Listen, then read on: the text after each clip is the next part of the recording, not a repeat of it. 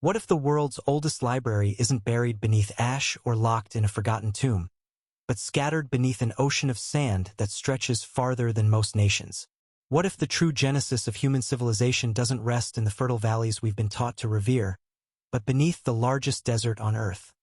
A place where rivers once flowed, cities once thrived, and the very ground whispers of a past so old it predates the monuments we call ancient. The Sahara wasn't always silent. It wasn't always dead.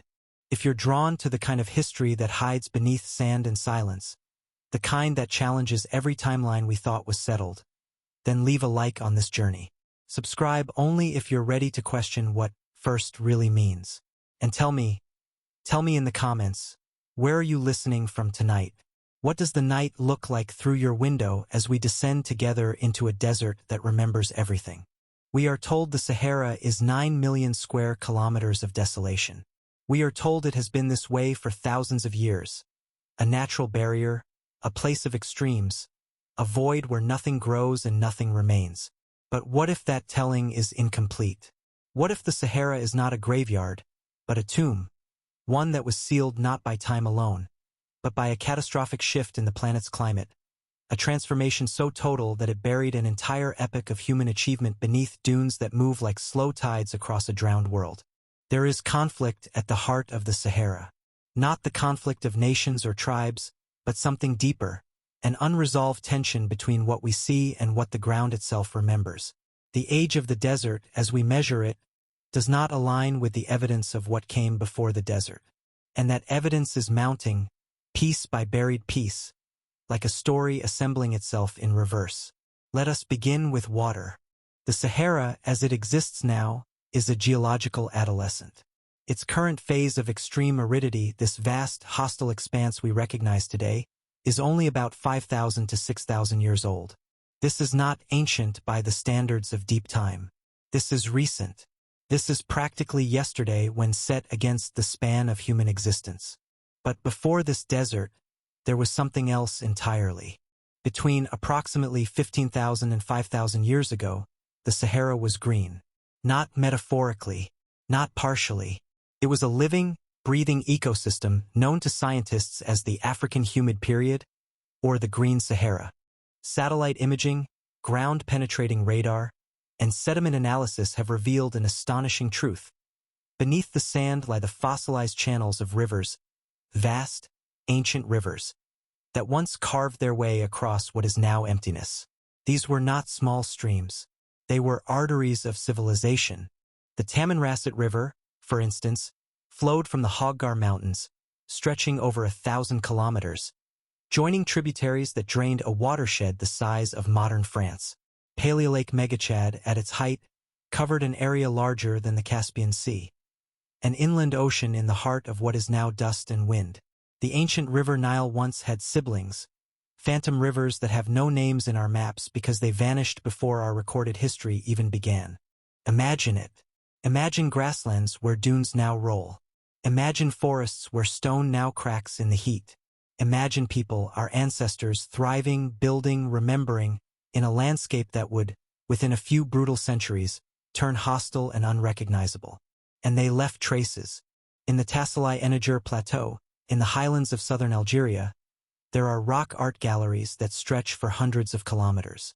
Thousands upon thousands of images, carved and painted onto stone, depicting cattle, giraffes, elephants, hunters, dancers, ceremonies. The detail is extraordinary. These are not crude scratches. They are sophisticated compositions, showing not just animals but the relationships between people and the world they inhabited. Some of these images are dated to over 10,000 years ago.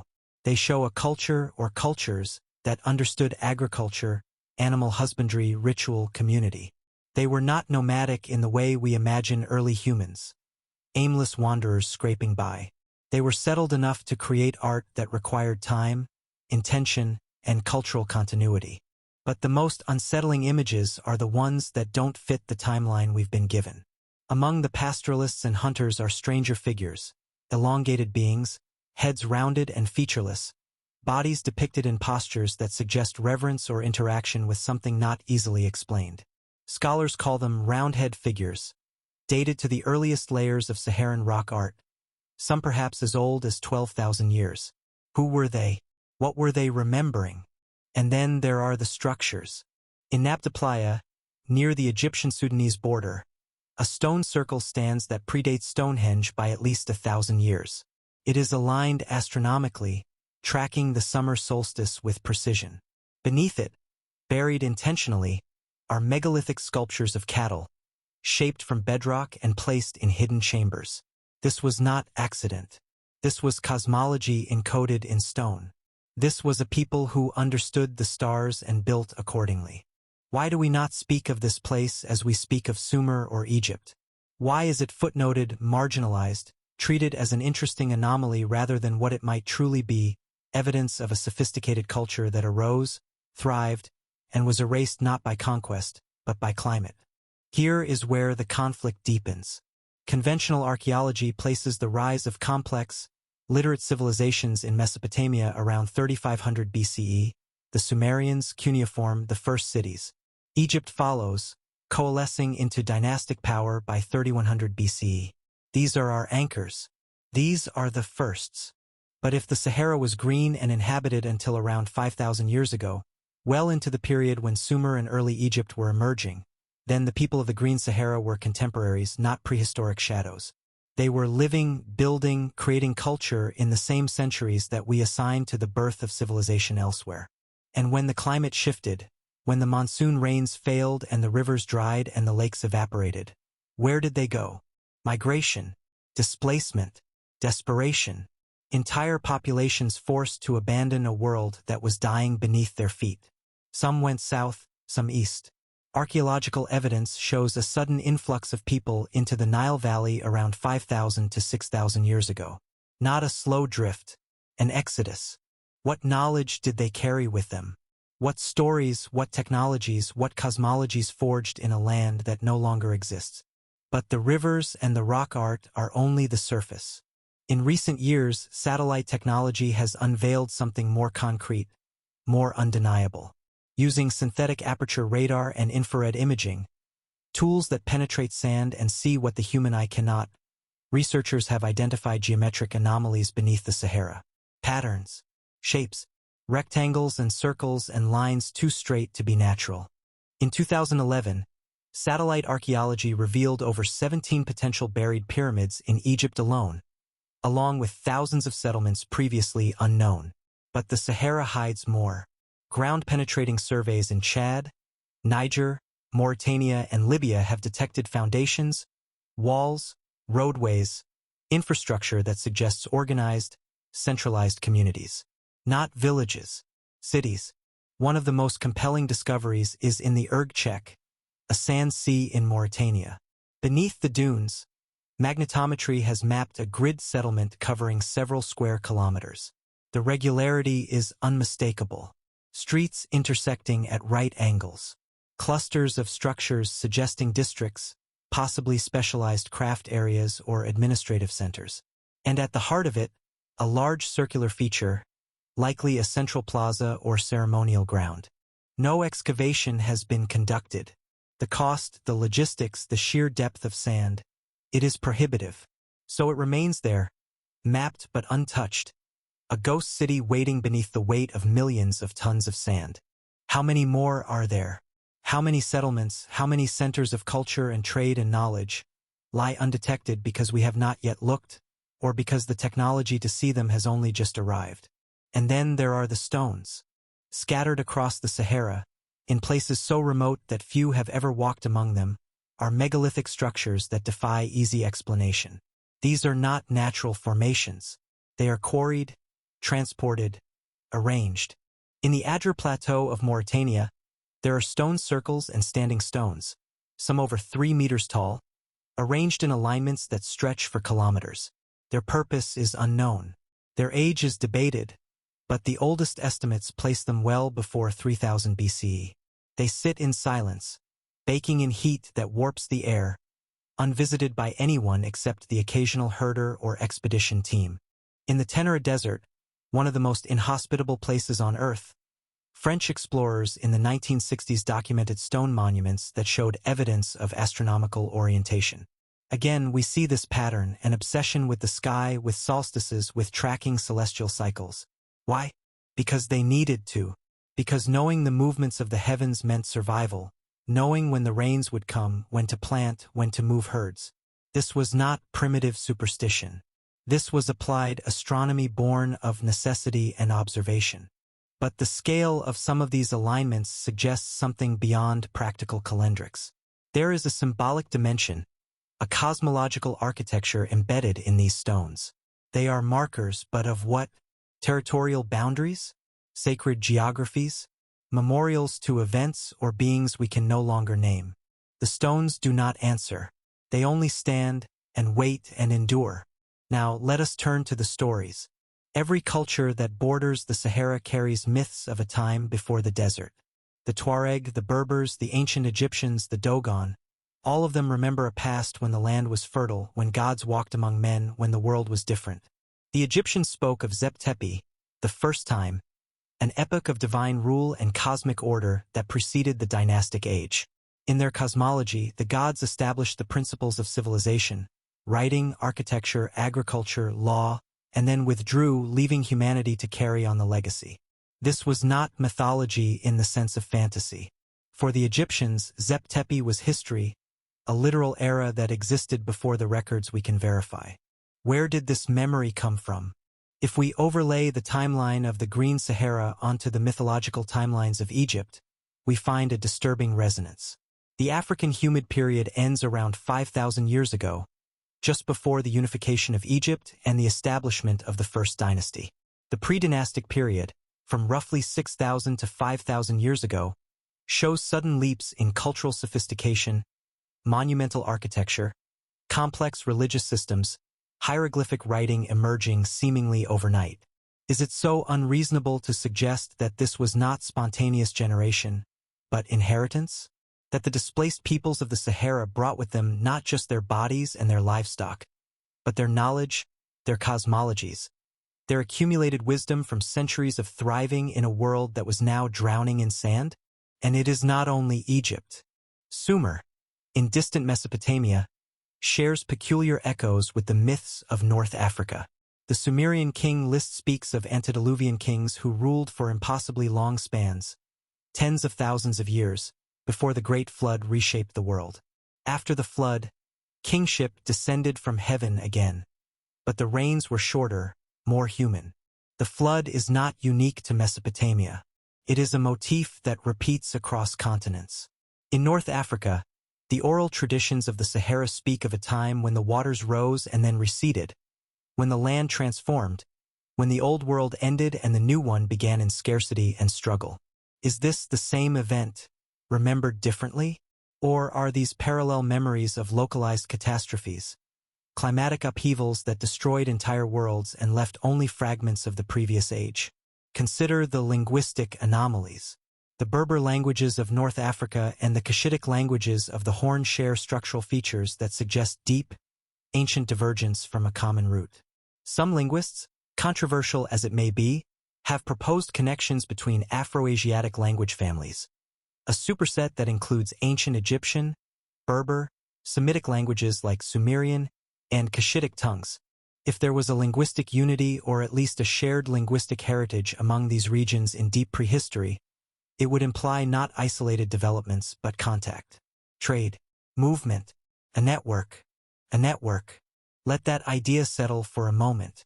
Not isolated pockets of civilization spontaneously igniting in distant corners of the world, but a web, fragile perhaps, intermittent but real. A web of cultures connected by trade routes, by shared cosmologies, by movement of people and ideas across landscapes that are now hostile but were once traversable. The Sahara, in its green phase, was not a barrier. It was a highway, a bridge between sub-Saharan Africa, the Mediterranean, the Middle East, and perhaps beyond. Rivers and lakes provided routes of travel. Resources, obsidian, ochre, ivory, gold, moved along these routes, and with them, knowledge. We have found cowrie shells from the Red Sea in Saharan burial sites dated to 8,000 years ago. We have found Mediterranean pottery in Central African contexts that predate the supposed emergence of long-distance trade by millennia. The evidence of contact is there, dismissed often as anomaly or contamination, but accumulating nonetheless. What if the Sumerians, the Egyptians, the Indus Valley, the megalith builders of Europe were not separate, isolated miracles, but nodes in a network, a human network that stretched across the habitable world during the Green Sahara period, sharing innovations, religious concepts, astronomical knowledge? And what if the end of the African humid period, the rapid, brutal desertification, severed that network, isolating populations, forcing them to rebuild in their own corners of the world, retaining only fragmented memories of a time when they were part of something larger? Let us speak plainly about what happened. Around 5,500 years ago, something shifted in the Earth's orbital mechanics and atmospheric circulation. The West African monsoon, which had brought reliable rains to the Sahara for thousands of years, weakened. Not gradually, as one might expect, but with startling speed.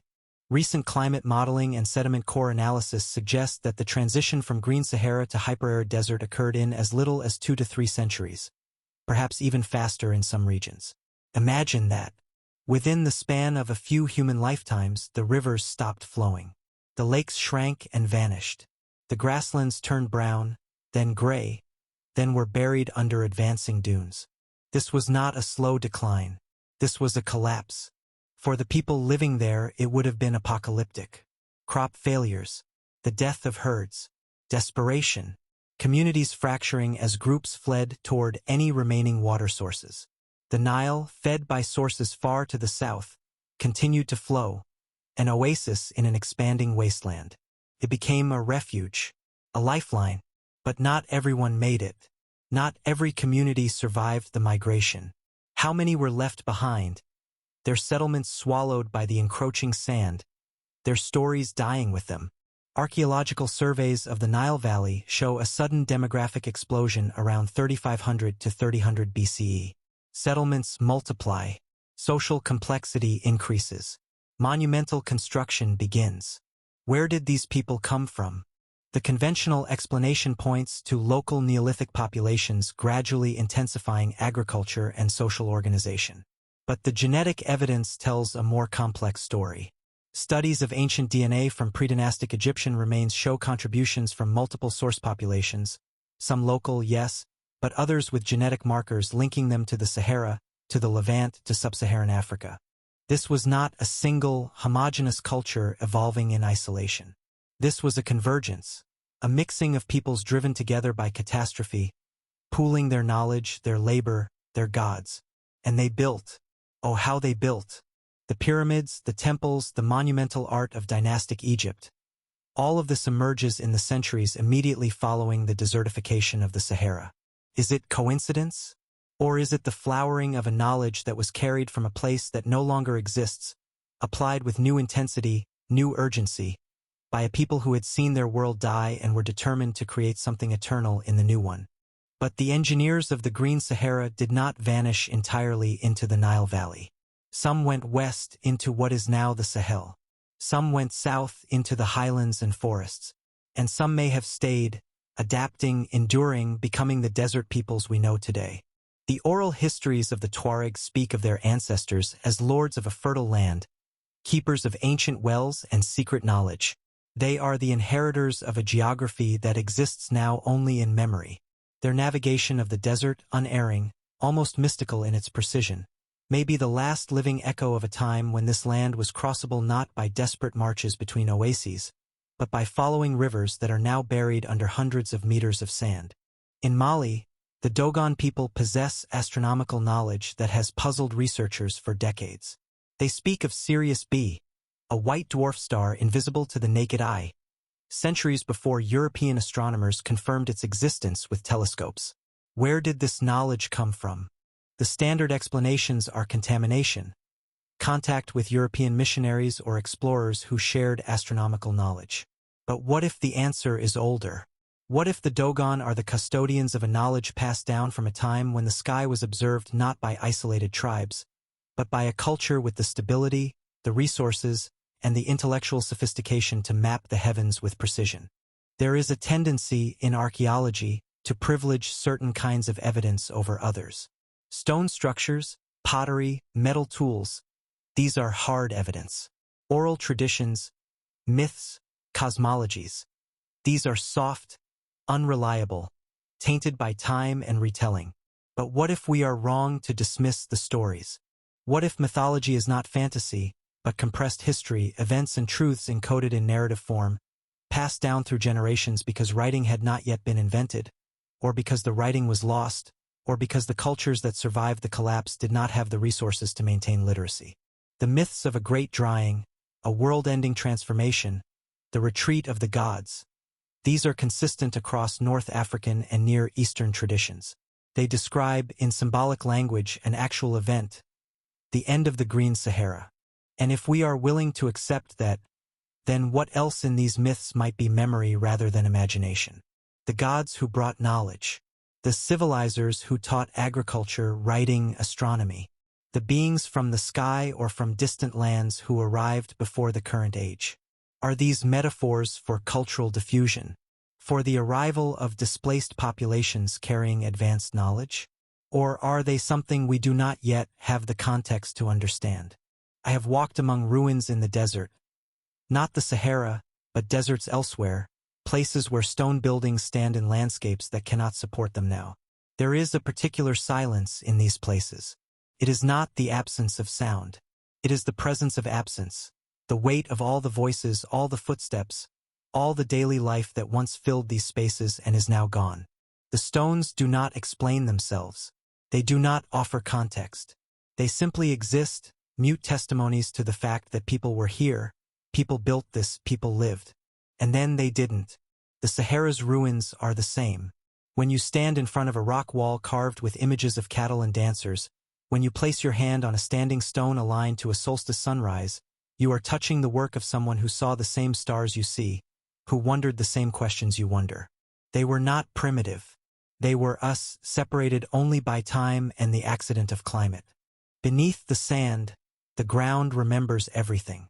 Geological surveys using seismic reflection and electrical resistivity have mapped subsurface features across the Sahara.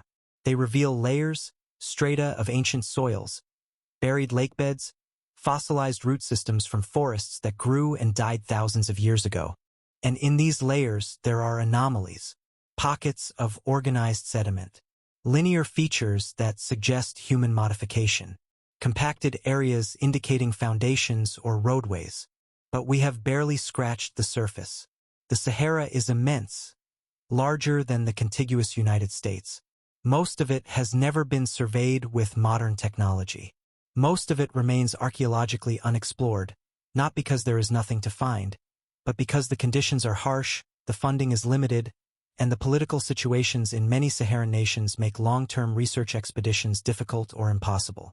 So the cities stay buried. The stones stay silent. The rivers remain as ghosts visible only to satellites and ground-penetrating radar. And the narrative remains incomplete. Let us consider technology not in the modern sense, but in the fundamental sense.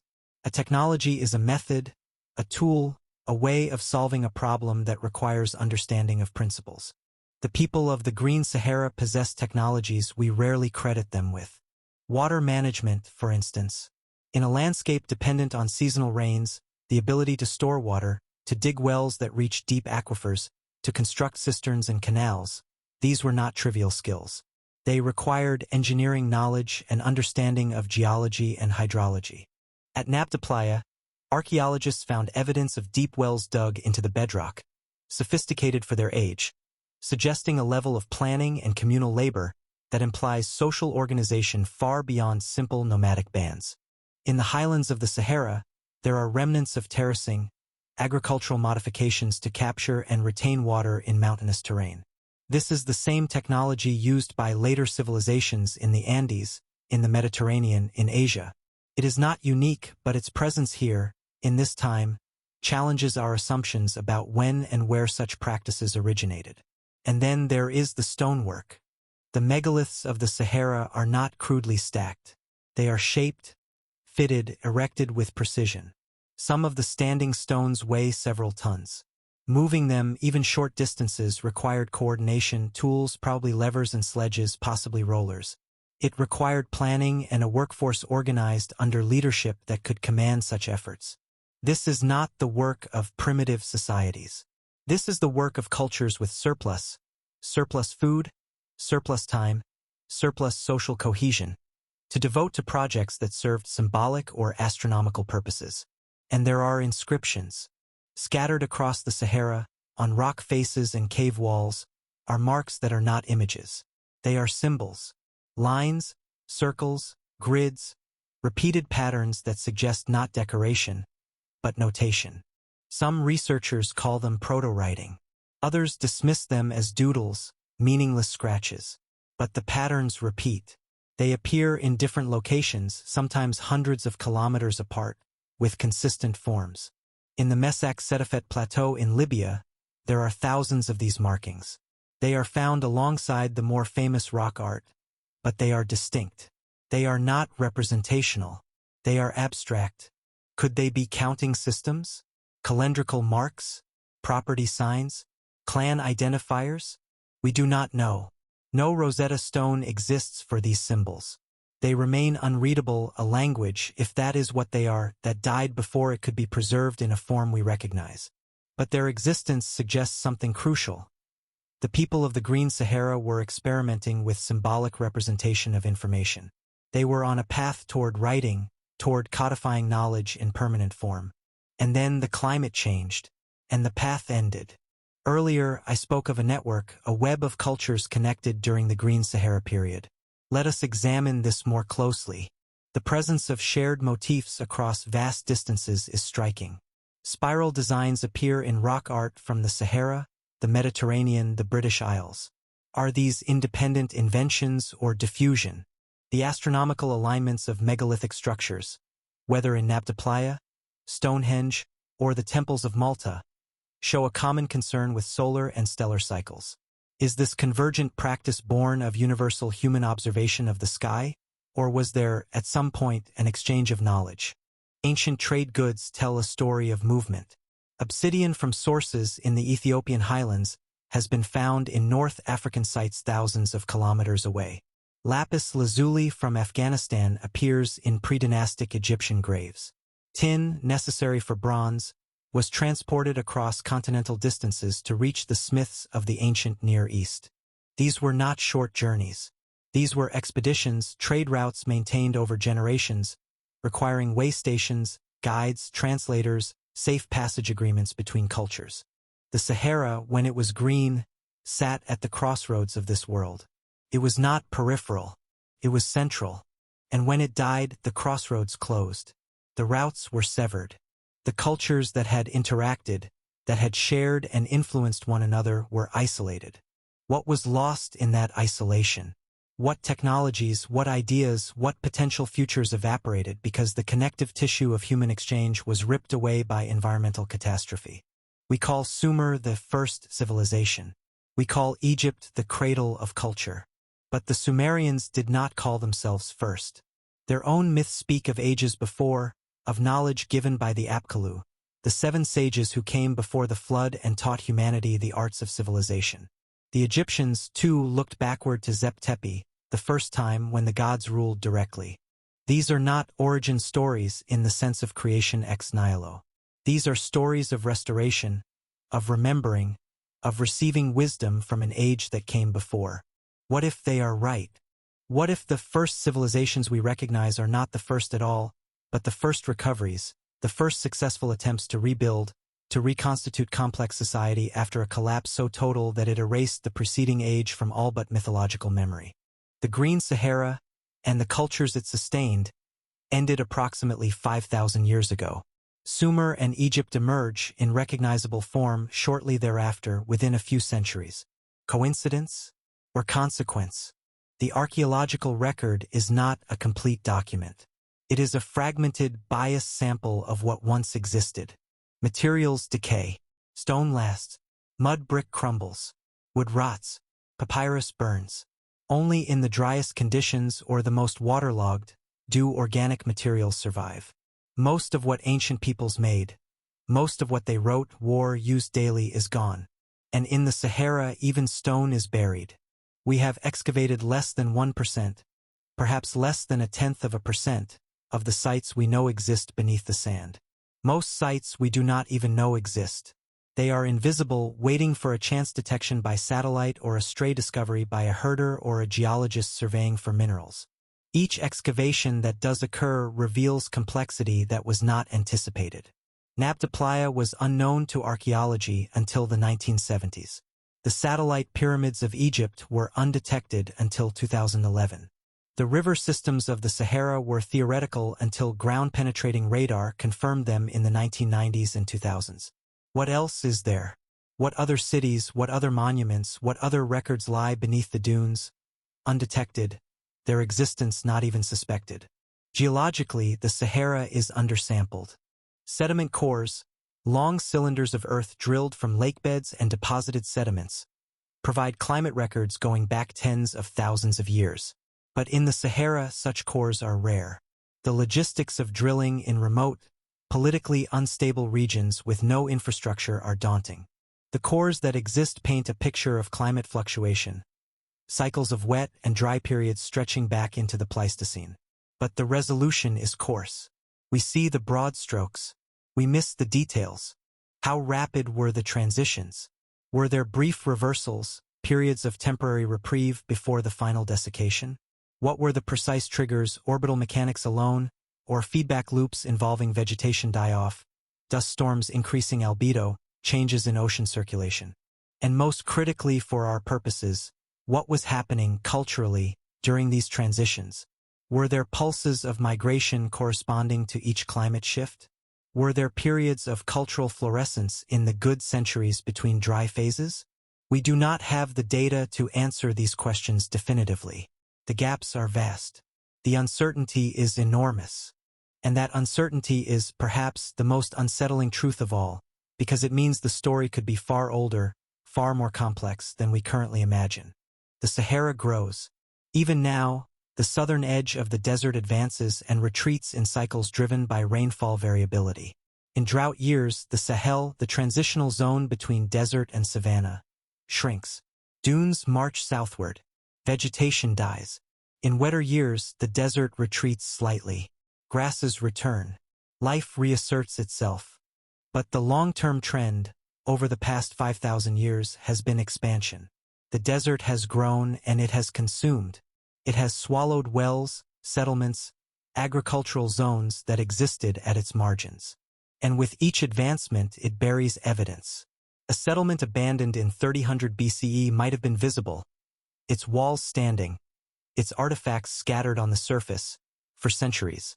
But give the desert time, give it 1,000 years, 2,000, and the walls are buried under meters of sand.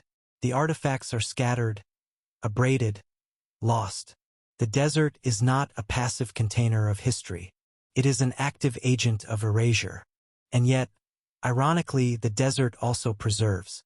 In the hyperarid core of the Sahara, where rainfall is measured in millimeters per decade, organic materials can survive. Desiccation mummifies. The absence of moisture prevents decay. In the Tenera Desert, archaeologists have found human remains, naturally mummified by the dry heat, dating back thousands of years. The bodies are intact, the skin leathered but present, the features recognizable. Some are buried with grave goods, beads, tools, pottery. Who were they? There are no inscriptions, no markers to tell us their names, their stories. We can analyze their bones, determine their diet, their health, the physical stresses they endured. We can extract DNA, trace their genetic heritage. But we cannot know their thoughts, their fears, their hopes. They are silent witnesses. In the salt mines of Tadeni, in northern Mali, ancient tunnels extend deep into the earth. Salt has been mined here for over 1,000 years, but the tunnels show evidence of older workings. Shafts dug with tools that predate the Islamic era, perhaps by centuries or even millennia. Salt was wealth. Salt was essential for preserving food, for health, for trade.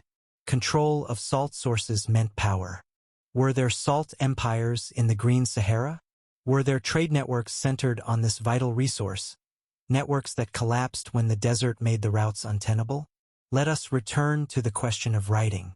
The earliest undisputed writing systems, Sumerian cuneiform, Egyptian hieroglyphs, appear around 3200 to 3000 BCE.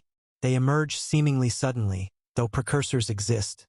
Tokens, seal impressions, pictographic tags used for record keeping. But writing is not merely a technology. It is a threshold. It transforms culture. It allows knowledge to be stored externally, passed across generations with fidelity, accumulated and built upon. Without writing, cultural knowledge is limited by human memory. With writing, it becomes potentially infinite. Did the cultures of the Green Sahara develop writing? The proto-writing symbols I mentioned earlier are tantalizing but inconclusive. They do not constitute a full writing system as we define it, no grammar, no clear phonetic or semantic structure we can decode. But absence of evidence is not evidence of absence. If a culture developed writing in a perishable medium, wooden tablets, leather, bark, it would not survive. The oldest preserved examples of Sumerian writing are clay tablets, durable by accident of material and climate. The oldest hieroglyphs are carved in stone or written on pottery. Both survive because of durability.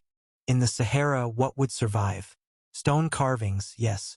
But would a people engrave their daily records, their literature, their mundane economic transactions onto stone? Or would they use something more convenient, more abundant, something that has since rotted away or been buried beyond recovery? We cannot know. There are statues, not many and not widely publicized, but they exist. In the Algerian Sahara, in the Mauritanian highlands, sculpted stones have been found, humanoid figures, stylized and eroded, but undeniably crafted. Some are small, portable cult objects. Others are larger, potentially public monuments. The style is distinct, elongated forms, simplified features, an aesthetic that feels both ancient and strangely modern in its abstraction. Carbon dating of organic material found in association with some of these sculptures suggests ages ranging from 5,000 to 8,000 years old. If confirmed, these are contemporary with the earliest monumental art of Egypt and Mesopotamia. But they are not Egyptian. They are not Sumerian. They are their own tradition, their own vision. And they are buried in sand, in regions where tourists do not go, where research teams seldom venture. They exist in catalogs, in the archives of museums in Algiers and Paris, largely unknown outside specialist circles. Why? Because the past is political.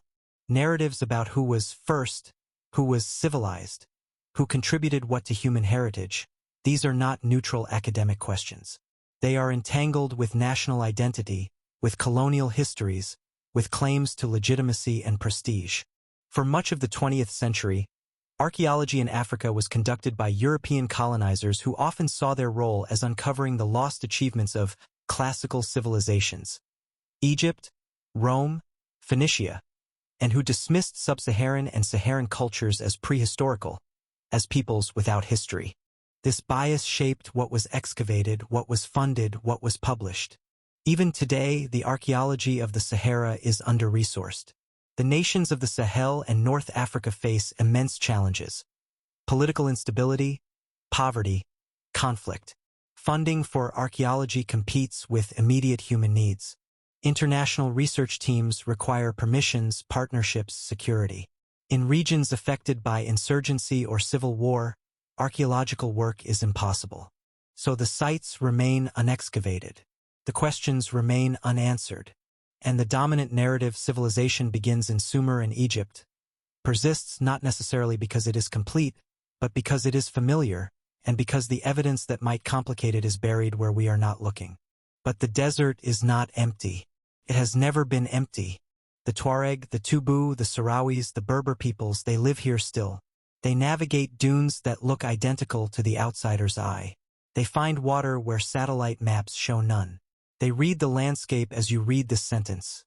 Fluently, instinctively. Their knowledge is oral, encoded in song, in poetry, in the practical wisdom passed from elder to child. They know where the ancient wells are, the ones dug by ancestors whose names are lost. They know where the rock shelters with paintings stand. They know the stories of the land before the dryness, passed down through so many generations that the memory has become myth. Should we listen to them? Western archaeology has often been dismissive of oral tradition, viewing it as unreliable, corrupted by time. But recent work has begun to take indigenous knowledge seriously.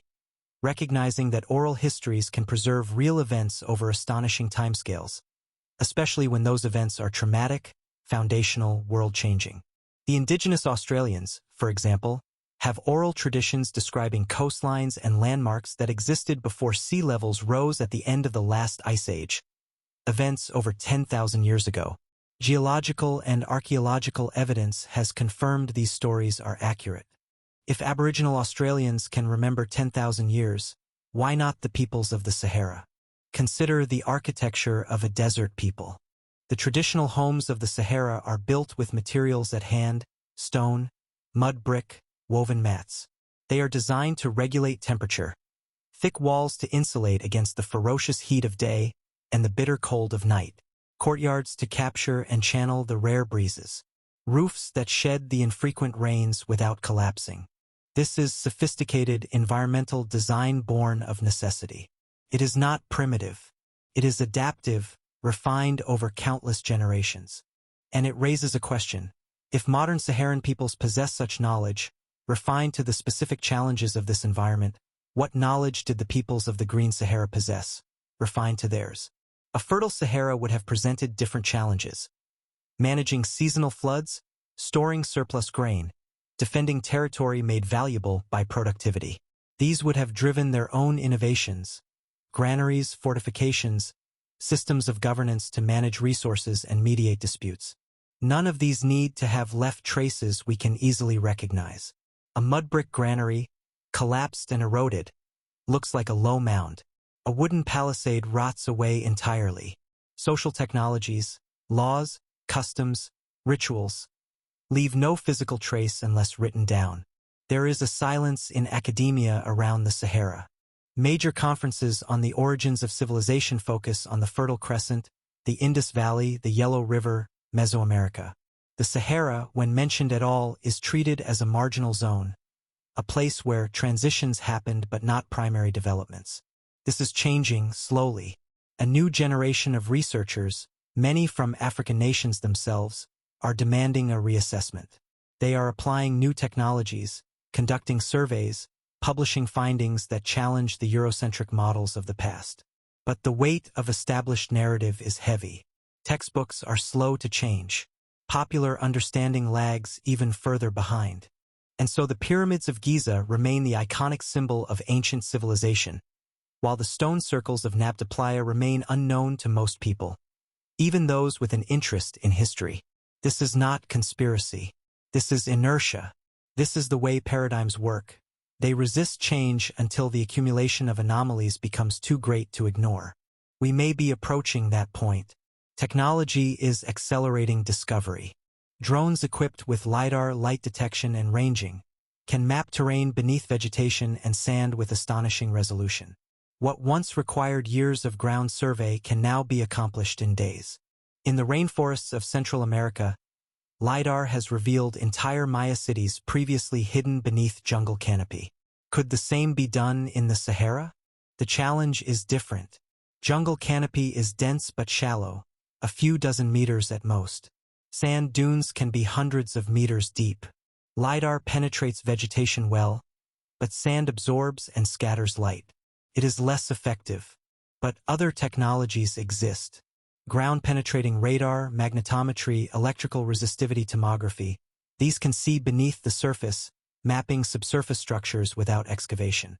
The cost, however, is prohibitive for large-scale application. These surveys are done in targeted areas, places where there is already reason to suspect something lies beneath. Which brings us to a paradox. We need evidence to justify the expense of looking for evidence. This is why satellite archaeology is so crucial. It allows broad reconnaissance, identification of potential sites, which can then be prioritized for ground truthing. But satellites see only hints. They see anomalies, patterns. They cannot tell you what those patterns mean. Only excavation can do that. And excavation is slow, expensive, and requires a stability that much of the Sahara currently lacks. The Tuaregs speak of hidden wells, jinn wells, they call them, places where water can be found deep in the sand, wells dug by the ancients or by spirits, depending on who is telling the story. These are not metaphors. These are real places, known to the desert peoples, often avoided because they are considered sacred or dangerous. Some of these wells are astonishingly deep, 50 meters, 80 meters, cut through solid rock. They are architectural achievements, requiring communal labor and engineering knowledge. How old are they? Many are still in use, maintained over generations, so dating them is difficult. But some have been abandoned, filled partially with sand, their stonework ancient and eroded. There are hundreds of them, scattered across the Sahara. Each one represents a community that lived, that needed water, that invested the labor to access it. Each one is a data point, a piece of the puzzle. We speak of the Green Sahara as a single phase, but it was not uniform. The climate fluctuated. There were wetter periods and drier interludes even within the African humid period. And before the most recent Green Sahara, there were others, previous humid phases separated by arid millennia. Climate records from lake sediments and ocean cores show a cyclical pattern. Every 20,000 years or so, driven by precession of the Earth's axis, the monsoon strengthens and the Sahara greens. The most recent Green Sahara, the one we speak of, was just the latest iteration of a cycle that has repeated for hundreds of thousands of years. What happened in the previous green phases? Were there people? Did they build, settle, create? Hominin fossils, early human ancestors, have been found in Saharan sediments millions of years old. Anatomically, modern humans have been present in Africa for over 200,000 years. That means there have been multiple opportunities for complex cultures to arise in the Sahara during its green phases, cultures separated by tens of thousands of years, each erased by the return of the desert, leaving only the faintest traces or none at all. In the eastern Sahara, there is a region called the Libyan Desert glass field. Scattered across the sand are chunks of pale yellow-green glass, translucent and pure. The glass is natural, formed by an intense heat event approximately 29 million years ago, likely a meteorite impact or airburst. But that is not the mystery. The mystery is that ancient peoples collected this glass. Scarabs carved from Libyan desert glass have been found in Egyptian tombs, including Tutankhamun's burial treasure. Why? It is beautiful, yes, rare. But the effort required to reach the glass field, hundreds of kilometers into one of the most hostile deserts on Earth, suggests that it held significance beyond aesthetics. Was it seen as a gift from the sky, a sacred substance fallen from the realm of the gods? Was it valued for symbolic reasons we cannot reconstruct? And more curiously, how did they know where to find it? The glass field is not visible from any inhabited region. You cannot stumble across it by accident. This implies knowledge, geographical knowledge, passed down, preserved, of the deep desert's hidden resources. If they knew where the glass was, what else did they know? What other resources, what other places were mapped in their oral traditions or in records that have not survived? Let us turn again to myth, but this time with a specific question. Do the myths of the Sahara's neighbors reflect memories of the Green Sahara itself? In Egyptian mythology, there is the concept of the primordial waters, none from which the first land, the Benben, emerged. Creation begins with the separation of land from water, order from chaos. Is this cosmology or geology? If the early Egyptians or their predynastic ancestors witnessed the desiccation of the Sahara, the retreat of lakes, the emergence of dry land where water once covered, might they have encoded that transformation into their creation myth? The Greek historian Herodotus, writing in the 5th century BCE, recorded that Egyptian priests told him their civilization was many thousands of years older than the Greeks believed, stretching back before the Great Flood. Which flood? The Egyptians were not subject to the Mesopotamian river floods. The Nile's inundations were predictable, life-giving, not catastrophic. But if we interpret flood not as a deluge, but as the inverse, a great drying, a world-ending transformation of water into wasteland, then the timeline aligns. The flood was not water covering the land. It was water leaving it. There is a phenomenon in the Sahara that few have experienced, but that is well documented. Singing dunes. Under certain conditions, specific sand grain sizes, wind speeds, and slopes, dunes emit a low-frequency hum, a resonant sound that can last for minutes and be heard kilometers away. Ancient peoples would have heard this. They would have sought to explain it. In Tuareg folklore, the dunes are alive. They moan, they sing. They are the voices of jinn, of spirits, of the land itself. But there is another acoustic phenomenon, less well known. In some of the rock shelters where ancient art is found, the acoustics are extraordinary. Sounds reverberate, amplify. A clap or a shout becomes a thunderous echo. Were these shelters chosen partly for this property? Were they ritual sites where sound played a role in ceremony, drums, chanting, music amplified by the natural architecture? Archaeoacoustics, the study of sound in archaeological contexts, is a young field, but it has revealed that many ancient sites, from Stonehenge to the caves of Lascaux, were designed or selected with acoustic properties in mind. If the peoples of the Green Sahara were conducting rituals in these rock shelters, and if sound was a component, then we are missing an entire dimension of their culture, one that leaves no material trace, only echoes in stone. In the oral traditions of the Sahara, there are descriptions of the land that do not match its current state. Tuareg elders speak of a time when rivers flowed, when forests grew in places that are now barren gravel plains. They describe, with surprising specificity, the locations of these lost features. Are these memories? An anthropologist working in the 1980s collected oral histories from Tuareg informants and overlaid them onto geological maps of ancient drainage systems reconstructed from satellite data. The match was striking. The locations of lost rivers, described in the oral traditions, corresponded to the fossilized river channels detected by remote sensing. Channels that had not flowed for thousands of years, channels invisible on the surface. This is not coincidence.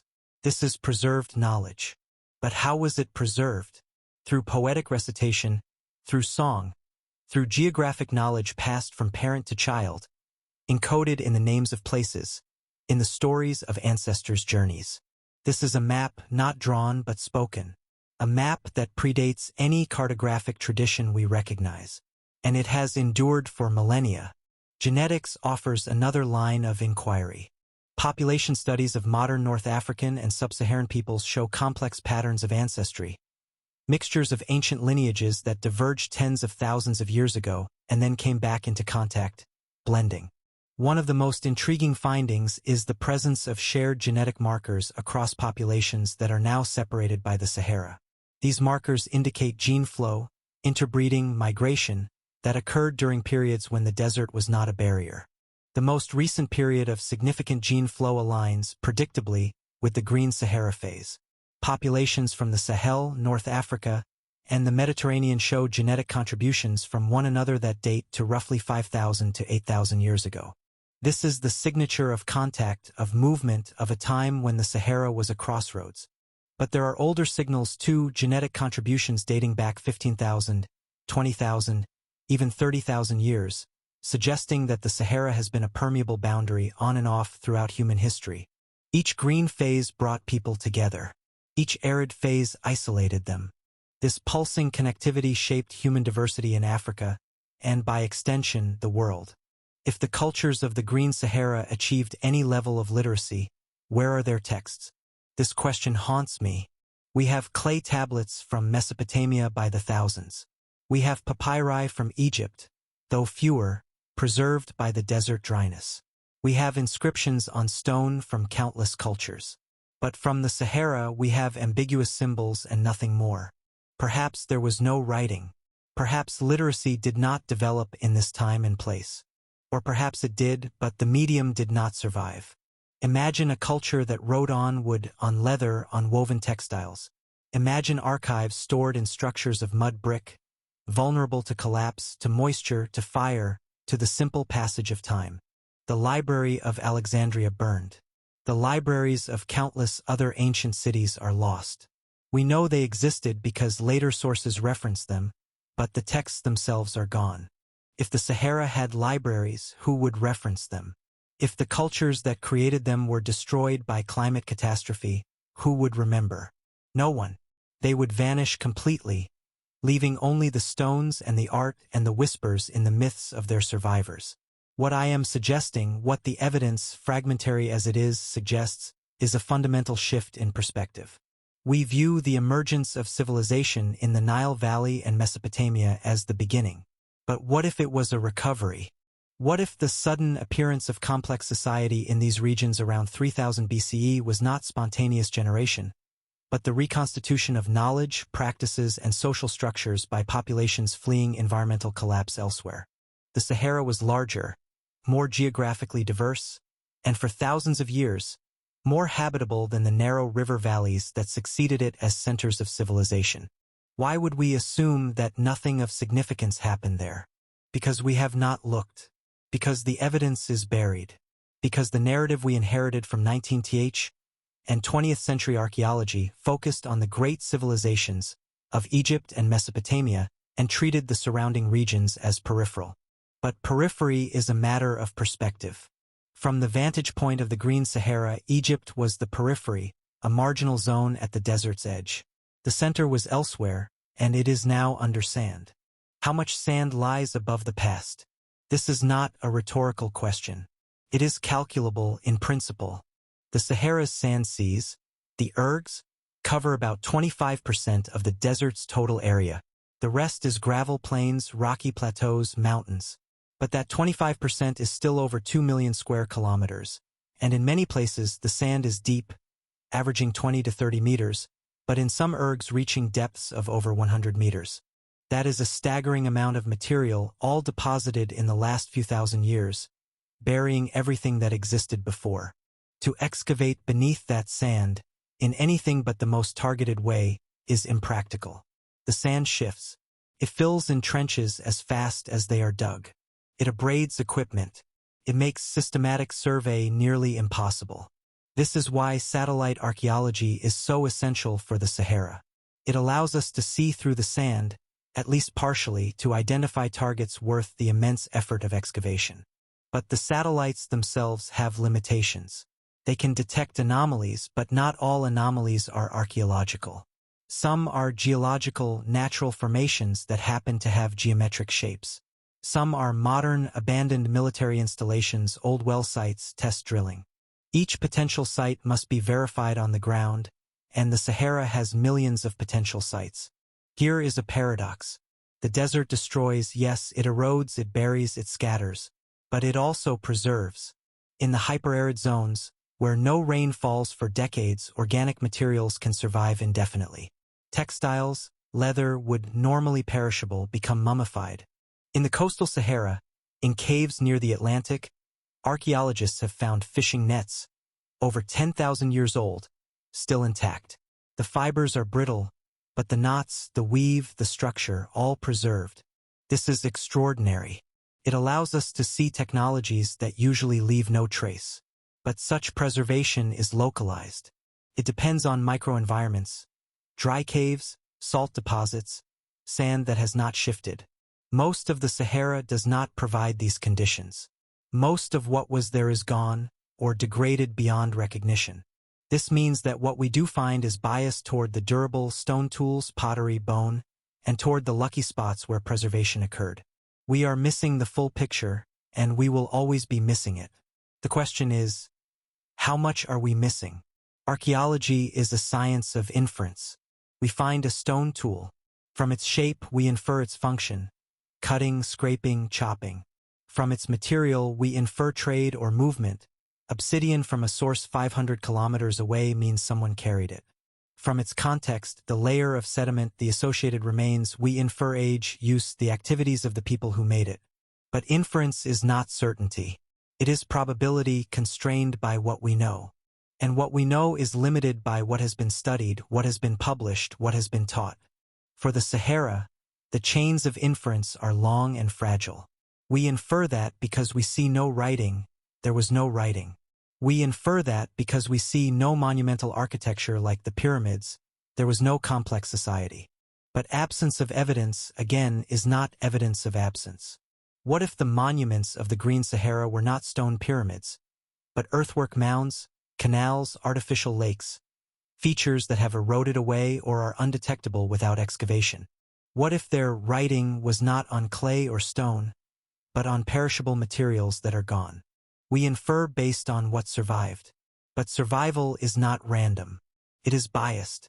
Let me tell you about a place that may or may not exist.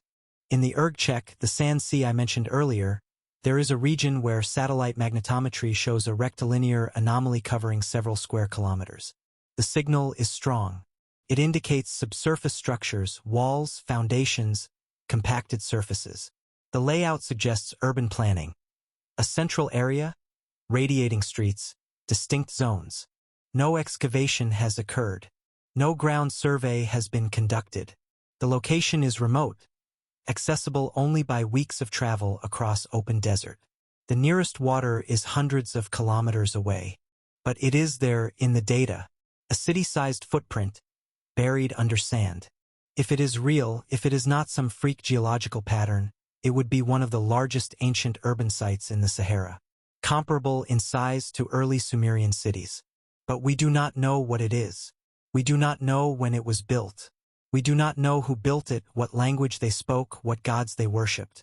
It is a ghost, captured in electromagnetic signals, waiting. How many others are there? How many similar signals lie in datasets, unanalyzed, or flagged as interesting, but never followed up due to lack of resources? Knowledge is fragile. We think of it as cumulative, building on itself, always growing. But that is a modern illusion, born of widespread literacy, printing, digital storage. For most of human history, knowledge was oral. It existed in minds, passed from elder to novice, encoded in ritual, in song, in practical demonstration. And it could vanish in a single generation. If the elders died without teaching the young, whether by plague, by war, by sudden migration, the knowledge died with them. The end of the Green Sahara was such a moment. The climate shift was rapid. Communities fragmented. Migration was chaotic, desperate. In that chaos, how much was lost? How many skills, how many stories, how many names of gods and ancestors simply ceased to be remembered? And in the new lands, among the survivors, what was retained was only what was most essential, or most sacred, or most easily transmitted. Everything else, the specifics, the details, the full complexity of the lost world, faded into myth or into silence. Egypt may be the greatest inheritor of the Green Sahara's legacy. The sudden fluorescence of Egyptian civilization around 3000 BCE, the unification, the monumental architecture, the sophisticated religious system, these do not emerge from nowhere.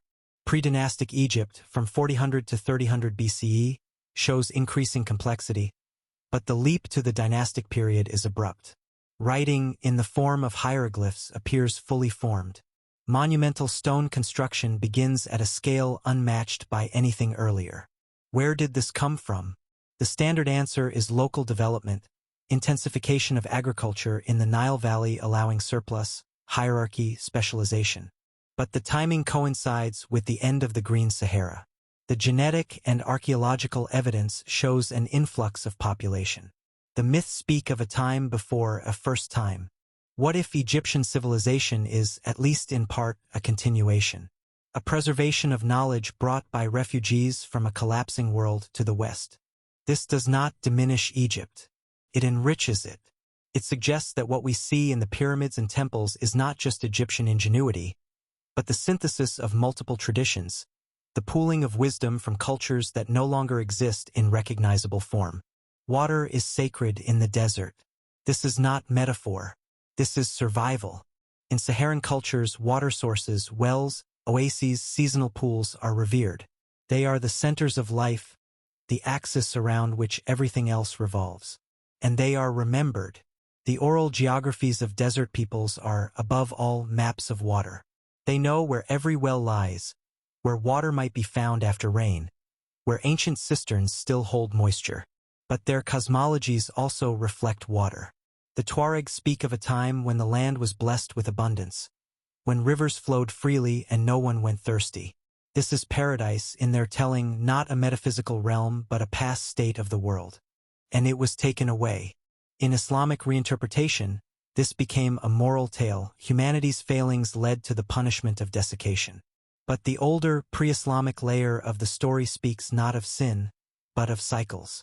The land was green, then it was not. Perhaps it will be green again in some distant future. This is not fantasy. This is climate memory encoded in religious thought. The rock art of Tassili Eniger is among the richest in the world. Over 15,000 images spanning millennia. But it is the sequence that is revelatory. The earliest layers, dated to around 10,000 BCE, show large game animals, elephants, rhinoceros, giraffes. This is the Sahara of the early African humid period, a world of megafauna and abundant life. Then, over the millennia, the art shifts. Cattle appear. Domesticated herds become the dominant subject. This is the pastoral phase, a people who have mastered animal husbandry, who move with their herds in seasonal migrations. Then, around 4,000 years ago, the cattle disappear from the art. Camels appear, animals adapted to aridity, and the images become sparser, more desperate. Hunting scenes, armed conflict. This is a visual record of collapse. A civilization dependent on cattle, on grasslands, on predictable rains, forced to adapt to increasing desiccation, and ultimately to abandon the region. The last images at Tassili are rough, hastily made. And then they stop.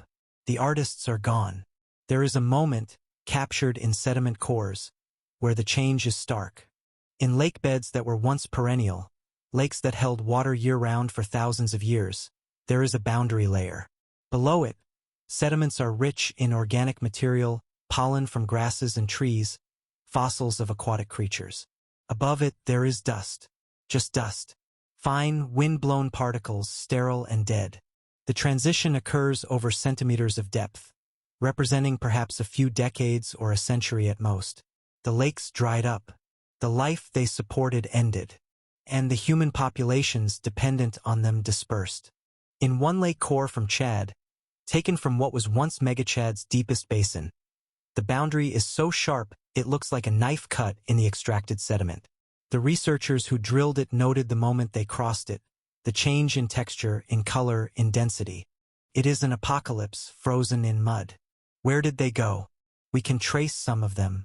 Population genetics shows a pulse of migration from the central Sahara into the Nile Valley between 6,000 and 4,000 years ago. Another pulse moved south, into the Sahel and West Africa. Smaller groups may have moved north into the Maghreb. These were not organized exoduses. These were desperate, fragmented movements. Families, clans, tribes, each seeking survival, competing for dwindling resources. And in the regions they entered, they brought change. New technologies, new languages, new genes, new stories. The archaeological record of the Nile Valley shows cultural discontinuities in this period. Pottery styles change, burial practices shift, settlement patterns alter. This is not smooth evolution. This is disruption. And in West Africa, the sudden appearance of certain agricultural techniques, certain ritual practices, has been linked to the same influx from the drying Sahara. The Green Sahara's end did not just erase one region. It transformed the surrounding world. In the most remote parts of the Sahara, there are towers. Not many, and not well studied, but they exist. Stone towers, cylindrical or square, rising from the desert floor. Some are only a few meters tall, partially collapsed. Others stand over 10 meters, their stonework tight and precise. Their purpose is debated. Watchtowers? Burial monuments? Astronomical markers? Some show signs of internal chambers. Others are solid, monolithic piles of stone. They are scattered, sometimes singly, sometimes in clusters. Carbon dating of organic material found in mortar or in association with the towers gives age estimates ranging from 4,000 to 7,000 years, placing them squarely in the transition period as the desert formed. Were they memorials? Markers for territory claimed and then abandoned? Desperate attempts to create landmarks in a landscape where all other reference points were vanishing beneath sand? We do not know, but their presence is haunting. Someone built them.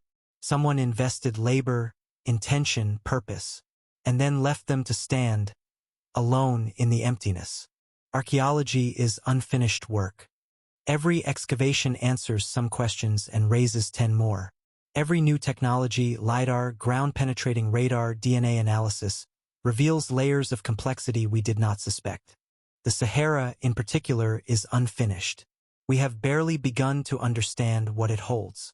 Major surveys are needed, comprehensive, systematic surveys using the full suite of modern remote sensing technologies. Ground truthing of the thousands of potential sites identified by satellite.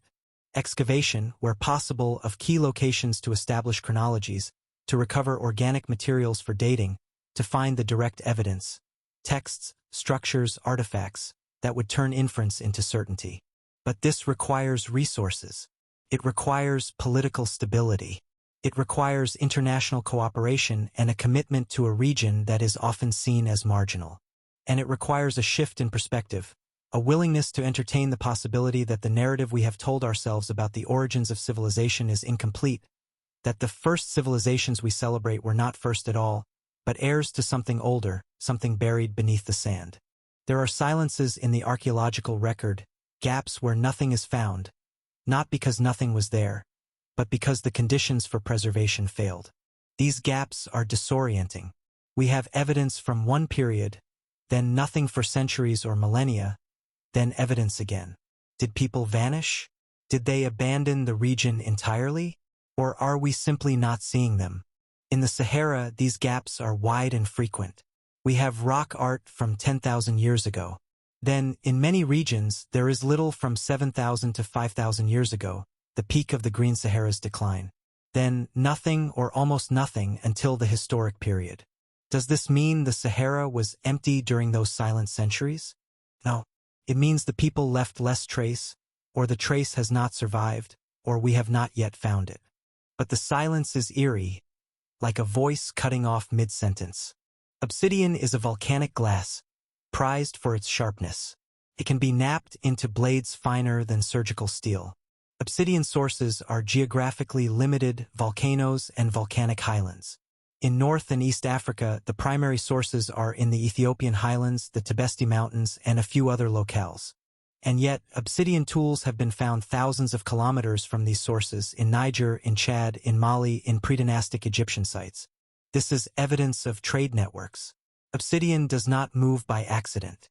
It is carried, exchanged, passed hand to hand across vast distances. Chemical analysis can trace obsidian back to its source, and such studies have revealed extensive trade during the Green Sahara period. Obsidian from the Tibesti was moving west into the Central Sahara, south into the Sahel, east into the Nile Valley. This was not barter between neighboring villages. This was long-distance exchange implying intermediaries, possibly specialized traders, routes that were known and maintained.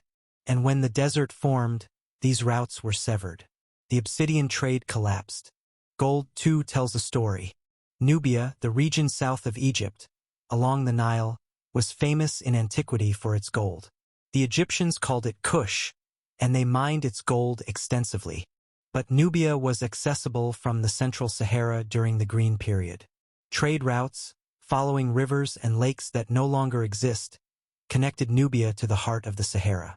Gold artifacts, small and portable, have been found in Saharan contexts dated to the period before the full desiccation. Not in great quantities, gold is rare and sites are looted or eroded, but enough to confirm that it was circulating. Was there a proto-economy, a system of value and exchange that included not just utilitarian goods like obsidian and food, but prestige items like gold? If so, it implies a level of social complexity, hierarchy, trade specialization, wealth accumulation that we do not typically associate with Neolithic cultures. Why do humans build megaliths? This is one of the enduring questions of archaeology. From Stonehenge to Easter Island, from Karnak to Göbekli Tepe, cultures separated by thousands of miles and thousands of years independently decided to quarry, transport, and erect massive stones. Why? The usual answers: religious ritual, astronomical observation, territorial markers, communal identity, displays of power, all probably true in different contexts. But there is also something deeper, a drive to create permanence, to leave a mark that outlasts the individual, the generation, the culture itself. The megaliths of the Sahara are part of this global pattern. They are expressions of the same impulse to say, we were here, we mattered, remember us. And the desert has, in its way, remembered. The stones still stand, even as the people are gone. Many of the stone alignments in the Sahara are astronomical. At Nabta Playa, the stone circle is aligned to the summer solstice sunrise. On that one day of the year, the sun rises directly in line with the stones, marking the turning of the season. For a desert people, this was critical knowledge. The summer solstice coincided with the beginning of the monsoon season, the arrival of rains. Knowing when the rains would come meant knowing when to plant, when to move herds to grazing grounds, when to return to permanent settlements. But it also suggests something more. The builders of Nabta were not just tracking the sun pragmatically. They were creating a ceremonial landscape, a place where the cosmos and the earth intersected, where the movement of the heavens was honored. This is religious astronomy, cosmology made tangible in stone. When the climate collapsed and the people dispersed, what did they carry with them? Physically, tools, seeds, portable goods. Whatever could be carried on foot or transported by pack animals. But more importantly, they carried knowledge. Techniques for toolmaking, for animal husbandry, for finding water. Stories of their ancestors, of the land they left behind. Cosmologies, rituals, identities. This cargo of memory is what seeded the cultures that arose in the regions where they fled: Egypt, the Sahel, West Africa. And in those new places, the memory was adapted, transformed, eventually written down or monumentalized. The myths of a time before, of a golden age when the gods walked among men, of a world that was lost. These are the echoes of the Green Sahara, refracted through generations and reinterpreted in new contexts. There is a tragedy in the Sahara's story that is rarely articulated. It is not just that a civilization or multiple civilizations were lost. It is that they were lost so completely that we are only now beginning to suspect they existed. For thousands of years, the Sahara has been seen as a void, a place where nothing happened, a barrier rather than a homeland. And the peoples who lived there, who built and thrived and created, have been erased, not just physically by the sand, but narratively, by a historiography that did not think to look for them. This is a loss not just for them, but for us. It is a loss of human heritage, of the full story of who we are and where we come from. Let us be honest about the limits. Much of what I have outlined, the networks, the trade, the knowledge, is inference based on fragmentary evidence. The direct proof, the kind of evidence that would convince a skeptic absolutely, is buried too deep, or is too degraded, or simply does not exist. We will never have the full record. We will never know the names of the people who built Nabta. We will never read their thoughts, hear their songs, know their daily lives in the intimate detail we know, say, the Romans or the Victorians. The past is always partial. But some pasts are more partial than others. The Sahara's past is phantom, glimpsed in shadows, inferred from traces, assembled from fragments that are themselves fragmentary. And yet, even the phantom has shape. Even the fragments tell a story. One thing connects the people of the Green Sahara to us directly: the stars. The sky they watched is the same sky we watch. The constellations, the planets, the moon's phases, unchanged. When they built their stone circles and aligned them to the solstice, they were observing the same celestial mechanics that govern our modern calendars. There is a continuity in that, a thread that runs unbroken from them to us. We are still looking up. We are still trying to make sense of the cosmos, to find our place in it, to mark time by the movements of the heavens. The technologies have changed, radio telescopes instead of stone alignments, but the impulse is the same. We are their descendants, not just genetically, but in curiosity, in wonder, in the need to know. When we think of ancient cities, we think of certain features: walls, monumental architecture, dense populations, writing. But what if the Green Sahara's cities were different?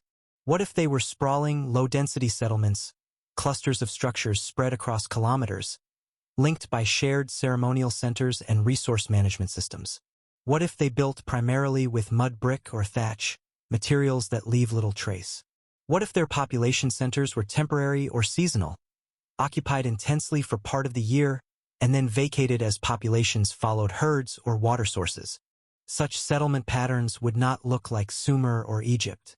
They would be harder to detect, easier to miss.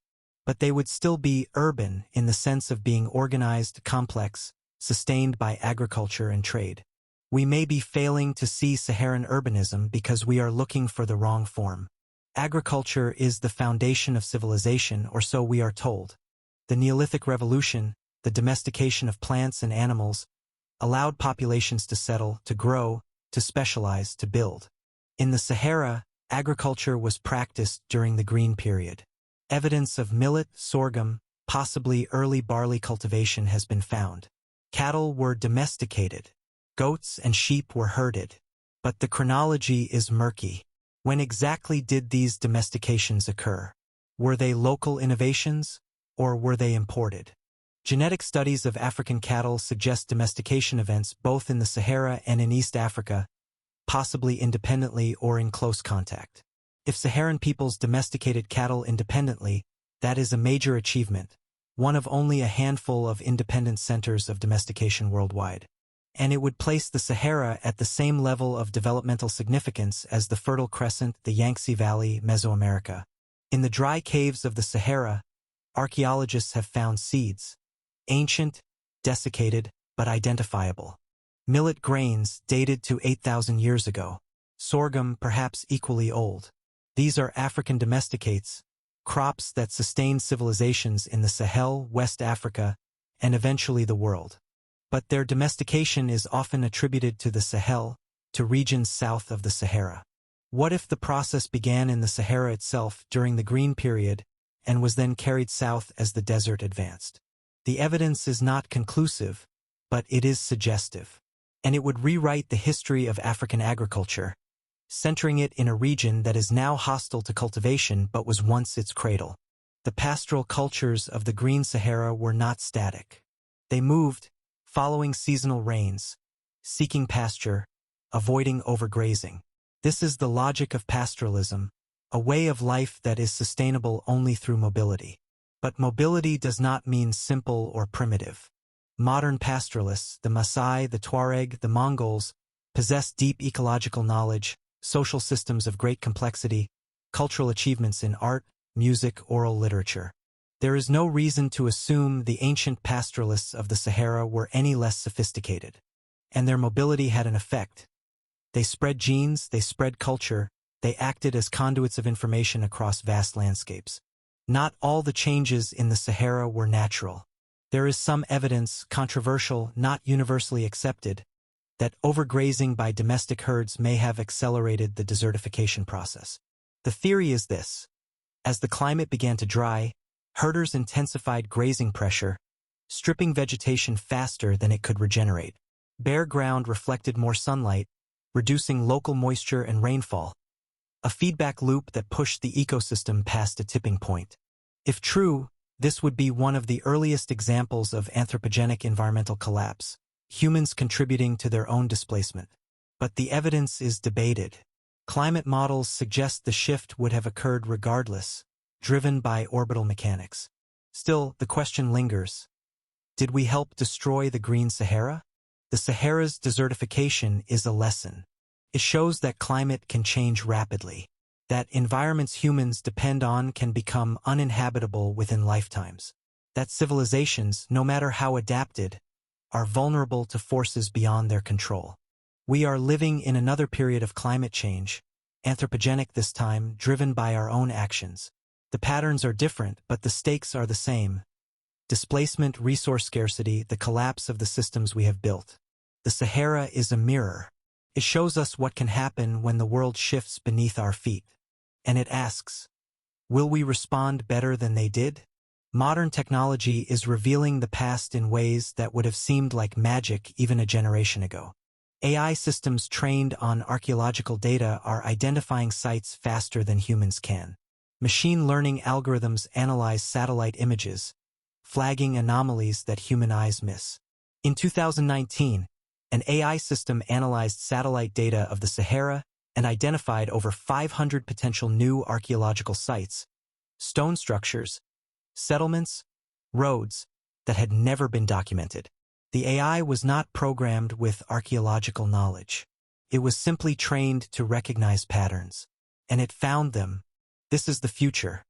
Human and machine collaboration, sifting through data too vast for any individual to process, uncovering the hidden in the noise. But the AI can only identify, cannot excavate, cannot interpret. That still requires humans.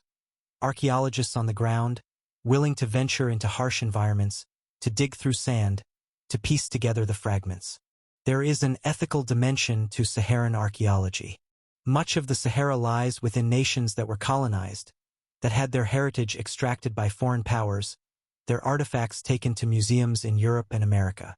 The looting continues, illegally, by treasure hunters and antiquities smugglers who see the past as commodity. Modern archaeology is trying to change this paradigm, working in partnership with local communities, training local archaeologists, ensuring that discoveries remain in the countries of origin. But the legacy of colonialism is deep. Trust is fragile, and the resources available to African institutions are often dwarfed by those of wealthy Western universities. Who owns the past? Who has the right to excavate, to interpret, to display? These are not abstract questions. They shape what gets studied, whose stories get told, whose heritage is preserved. Imagine for a moment an alternate history. Imagine if the Sahara had been stable, if excavations had begun in earnest a century ago, if the sites beneath the sand had been uncovered and preserved. Imagine if Nabta Playa were as famous as Stonehenge. If the rock art of Tassili were as celebrated as Lascaux. If the buried cities had been excavated and opened to the world.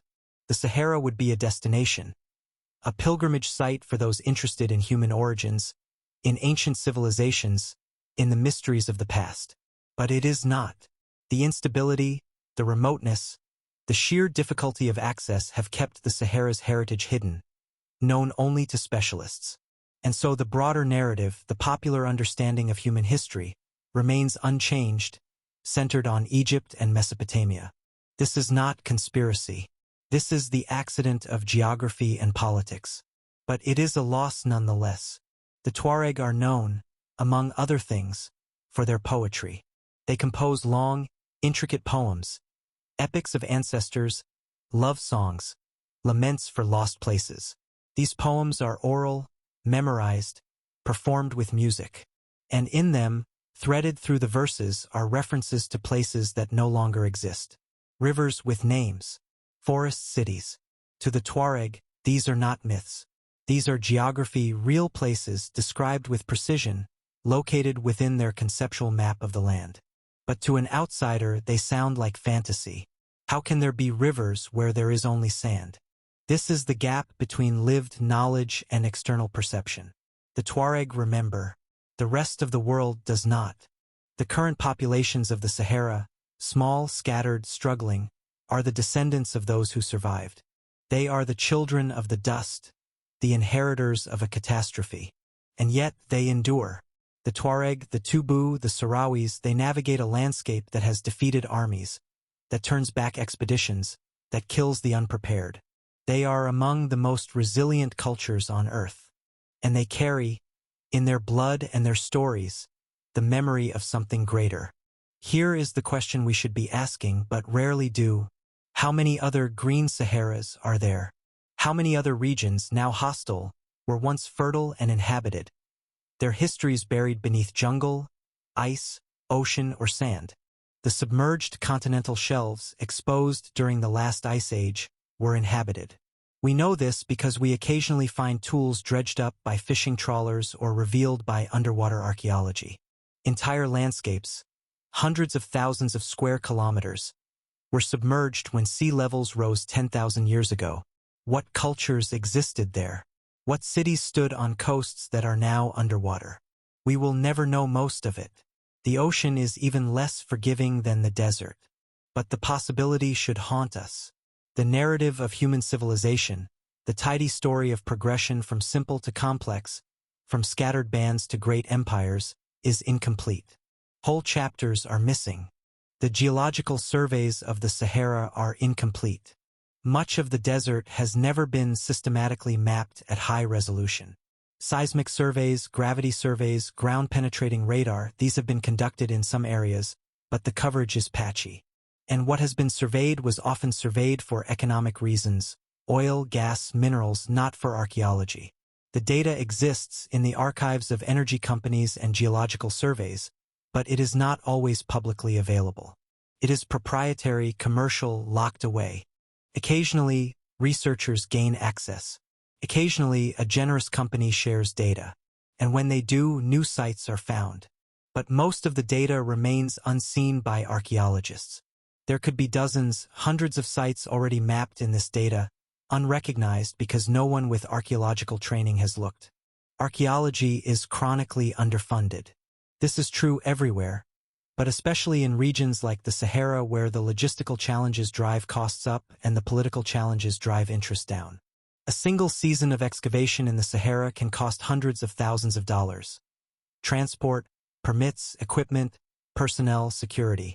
For desert work, you need vehicles that can handle sand, supplies of water and fuel, satellite communications, medical support. And for that investment, you might excavate a single structure, recover a handful of artifacts, answer one small question. Funding agencies prefer projects with clear, achievable goals. The Sahara is a gamble, high cost, uncertain returns. So the funding goes elsewhere, to less challenging sites, to regions with better infrastructure, to questions that can be answered more easily. And the Sahara remains unexcavated. But there is urgency now. Climate change is affecting the Sahara. Patterns of rainfall are shifting. In some areas, the desert is greening slightly, sparse vegetation returning. In others, it is destabilizing. Dunes shifting more rapidly, surface sites being buried or exposed unpredictably. Human conflict is increasing. The Sahara is crossed by refugees, by militants, by smugglers. Archaeological sites, when discovered, are sometimes looted for anything sellable, artifacts, metal, even stone. And development, limited as it is, encroaches. Roads are built, pipelines laid, mines opened. Each of these has the potential to destroy sites before they are documented.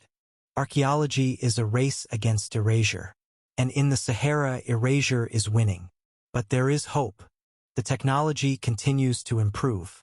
Satellite resolution increases. Processing algorithms become more sophisticated. The cost of remote sensing drops. And a new generation of researchers, many from African nations, is committed to uncovering their own heritage, to telling the stories that were ignored or suppressed. Conferences, collaborations, shared databases, these are building a network of knowledge, slowly piecing together the puzzle. Each new discovery, no matter how small, adds to the picture. Each site mapped, each artifact cataloged, each date obtained, refines the chronology, fills in the gaps. We are closer now to understanding the Sahara's past than we have ever been. But we are still far from the full story. Every stone in the Sahara has a story. The bedrock, scraped smooth by glaciers or carved by ancient rivers. The gravel plains, sorted by wind into patterns like waves. The sand grains, each one a fragment of a mountain worn down over millennia, carried thousands of kilometers from its source. And the stones placed by human hands, the megaliths, the cairns, the walls, these are different. They interrupt the natural pattern. They are statements. To recognize them requires an eye trained to see what does not belong, what is too regular, too intentional. And in the vastness of the Sahara, with stones everywhere, the effort of discernment is immense. But the stones whisper if you listen.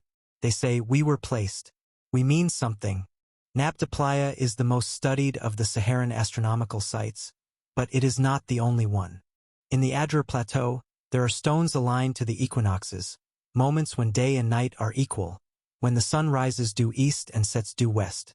In the Tenera, certain clusters of stones mark the rising points of bright stars, Sirius, Canopus, Aldebaran, stars that would have been visible and significant to a desert people. Why track the stars?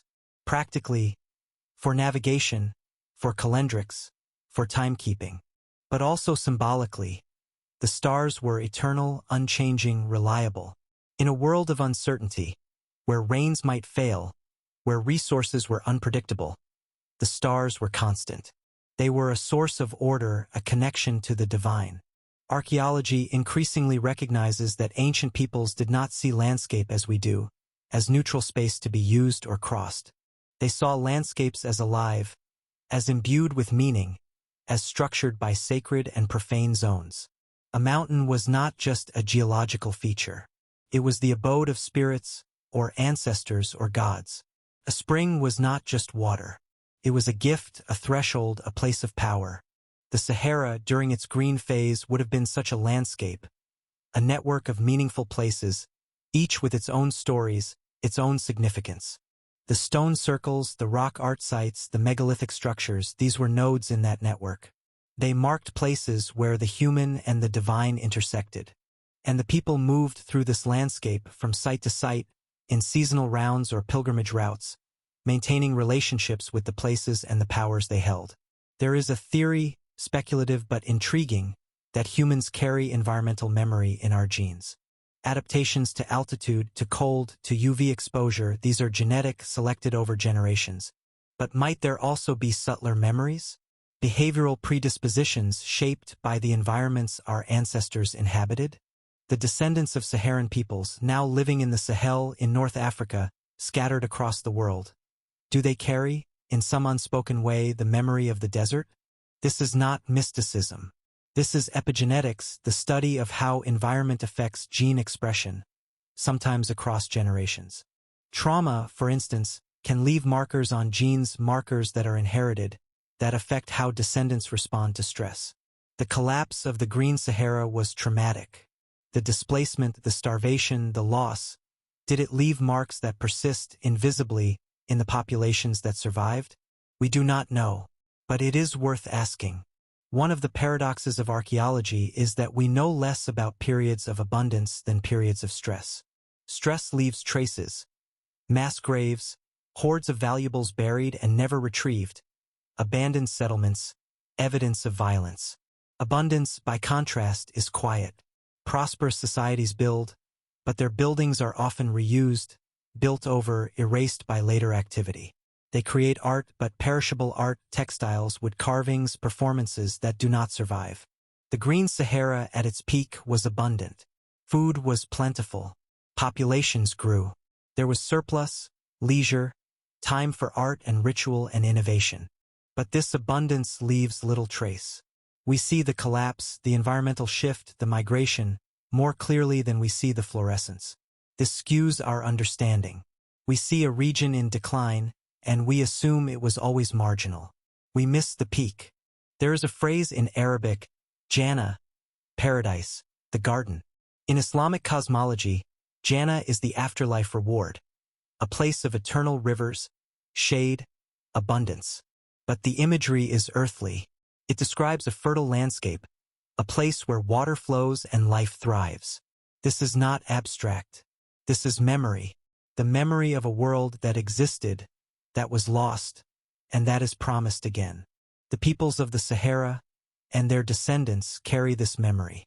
The garden is not just a theological concept. It is a historical one, a remembrance of the Green Sahara, encoded in religious language. The future of Saharan archaeology lies with the children being educated today. In universities in Cairo, Algiers, Khartoum, Dakar, young students are learning archaeology, geology, remote sensing. They are the next generation, and they have advantages. They speak the local languages. They understand the cultural contexts. They are not foreigners extracting heritage. They are reclaiming it. International collaborations are important, but leadership must come from within. The children who will dig, who will map, who will interpret the Sahara's past are growing up now, in the shadow of that vast desert, aware that beneath it lies their history. Why does this matter? Why should we care about a desert civilization that ended 5,000 years ago? Because stories matter. The stories we tell about where we come from shape who we think we are, what we think we are capable of, how we see the world. The dominant story of civilization is one of progress, from simple to complex, from scattered to centralized, from ignorance to enlightenment. But the Sahara tells a different story. It tells of cycles, of rise and fall, of civilizations that flourished and were erased. It reminds us that progress is not guaranteed, that the ground beneath us can shift. And it tells us that we are part of a much longer, deeper history than we often acknowledge. A history that includes loss, displacement, resilience, and the stubborn survival of memory even when the world changes beyond recognition. These are the stories we need. There is a particular burden in studying the unknown. You cannot point to definitive proof. You cannot silence skeptics with incontrovertible evidence. You work with fragments, with inferences, with probabilities. And you must live with the knowledge that the full truth may never be recoverable, that the sands have hidden it too well, that time has taken it beyond reach. This is the burden of Saharan archaeology. It is the burden of all archaeology of lost worlds. But the Sahara makes it acute because the scale of loss is so immense. And yet, the work continues, because even fragments are valuable. Even probabilities refine understanding. Even inference, carefully constructed, brings us closer to the truth than silence. If we could draw a map of the Green Sahara, a true map with all the settlements, all the trade routes, all the sacred sites, it would be a revelation. We would see the density of habitation, the networks of connection, the hubs and peripheries of a world. But we cannot draw that map. We can sketch it loosely with wide gaps and uncertain lines. Here, we think, was a cluster of settlements. There, a trade route. Over there, a ceremonial center. But the details, the names of places, the languages spoken, the identities of the peoples are lost. We are cartographers of ghosts, mapping a world that no longer exists from traces that barely survive. The Earth has rhythms that dwarf human timescales. The Milankovitch cycles, precession, obliquity, eccentricity, drive climate change over tens of thousands of years. Ice ages come and go. Monsoons strengthen and weaken. Deserts green and dry. Humanity arose in the midst of these cycles. We have never known a stable planet. Every generation of humans, stretching back hundreds of thousands of years, has lived in a world that was changing slowly but inexorably. The Green Sahara is one note in this long rhythm. It has greened before.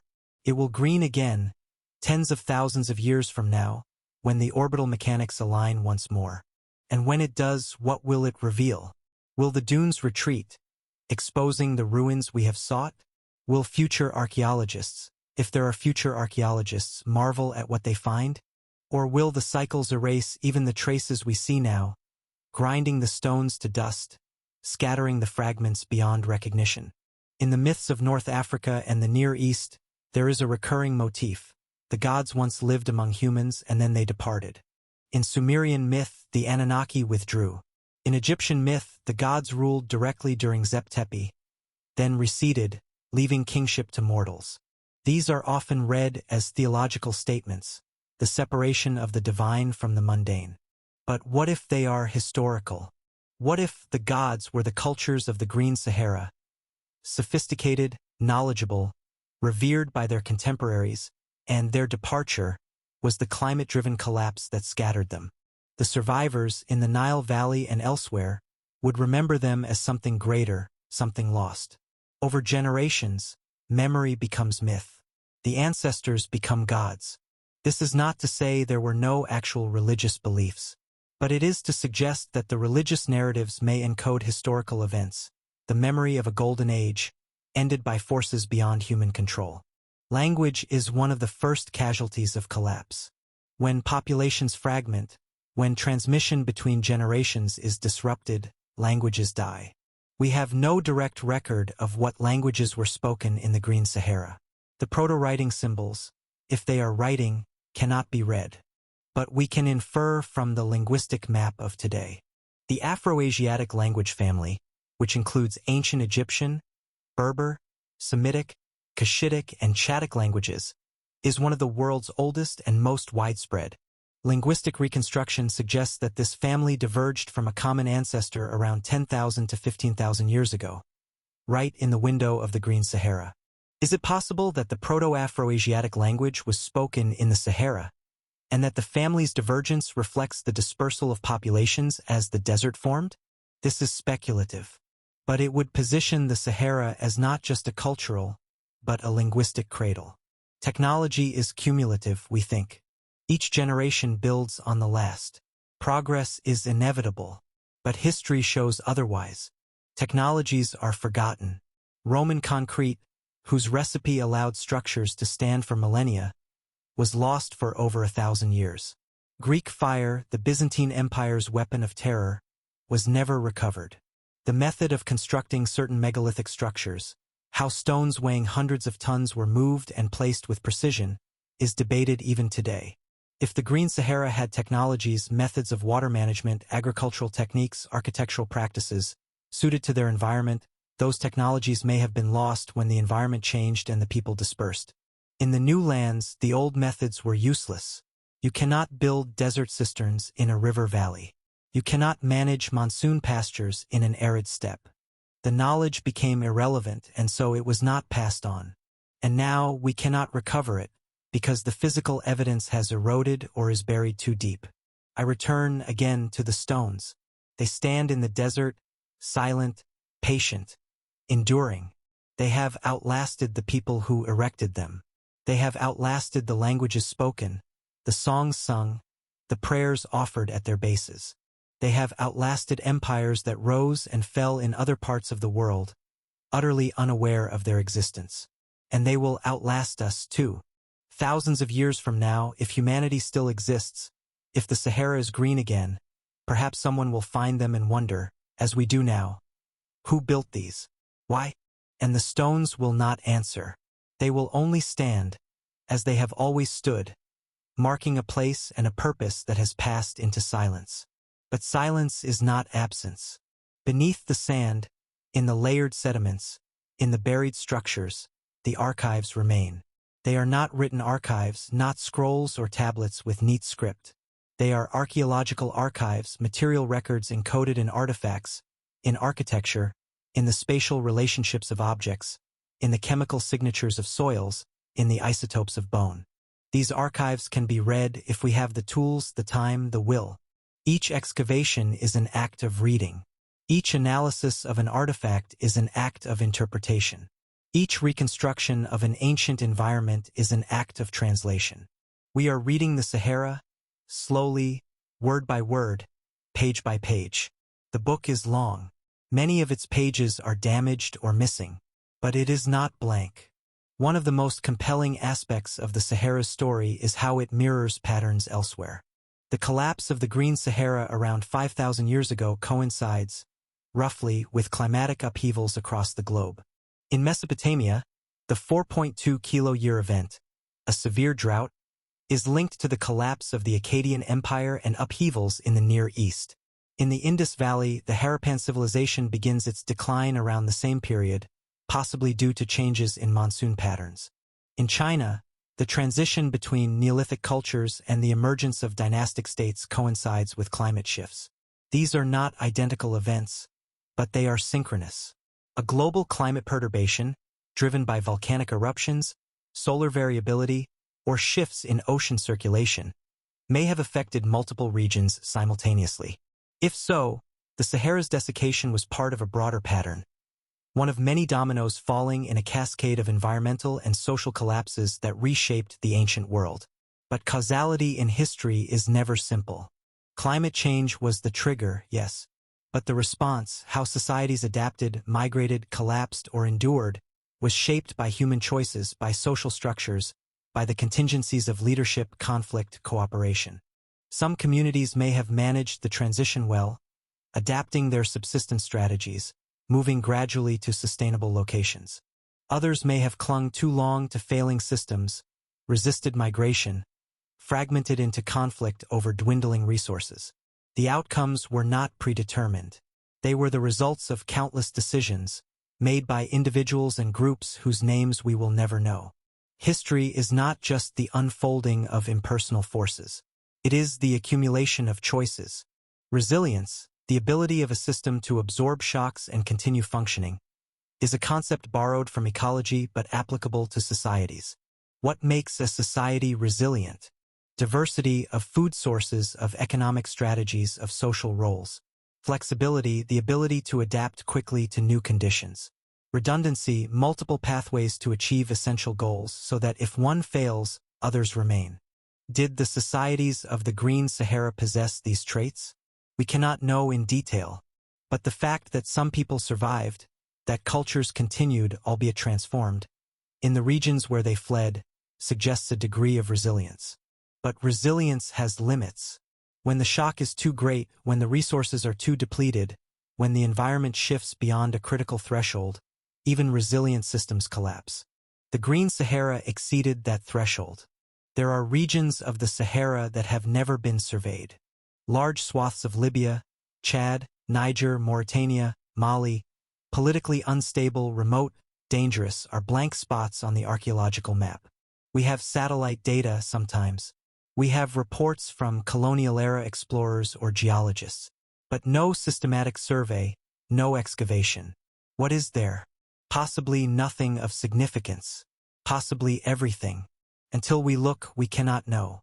And the politics make looking difficult. Civil wars, insurgencies, the presence of armed groups, all make fieldwork impossible. So the blank spots remain, and they haunt us. In the absence of physical excavation, researchers are turning to digital reconstruction. Using satellite data, elevation models, climate simulations, and archaeological inference, they are building virtual models of what the Green Sahara might have looked like. You can see these models, animations showing the filling of ancient lakes, the flow of rivers, the spread of vegetation. They are ghostly, shimmering, uncertain in their details, but they provide a sense of scale and change. In some labs, researchers are going further, creating agent-based models, simulations of human populations moving across this reconstructed landscape, responding to climate shifts, forming settlements, following resources. These are not predictions. They are explorations of possibility, testing hypotheses about how humans might have behaved, what patterns might have emerged. And occasionally, these models predict where archaeological sites should be found. And occasionally, when those locations are checked, sites are there. Science demands proof. Archaeology demands evidence. But the standards of proof are high, and the evidence from the Sahara is often ambiguous. A stone circle might be natural, random rocks arranged by chance. A geometric anomaly in satellite data might be geological, not human. Each claim must be defended, each interpretation justified. This is as it should be. Archaeology has a history of overinterpretation, of seeing patterns where none exist, of imposing modern assumptions onto ancient materials. But the burden of proof can also be a burden of conservatism, a reluctance to entertain new possibilities, to challenge established narratives. There is a balance to be struck. Rigor without rigidity, skepticism without cynicism. And for the Sahara, we have not yet struck that balance. The evidence is too fragmentary, the paradigms too entrenched. The greatest loss is the voices. We will never hear the languages spoken in the Green Sahara. We will never hear the songs, the prayers, the daily conversations.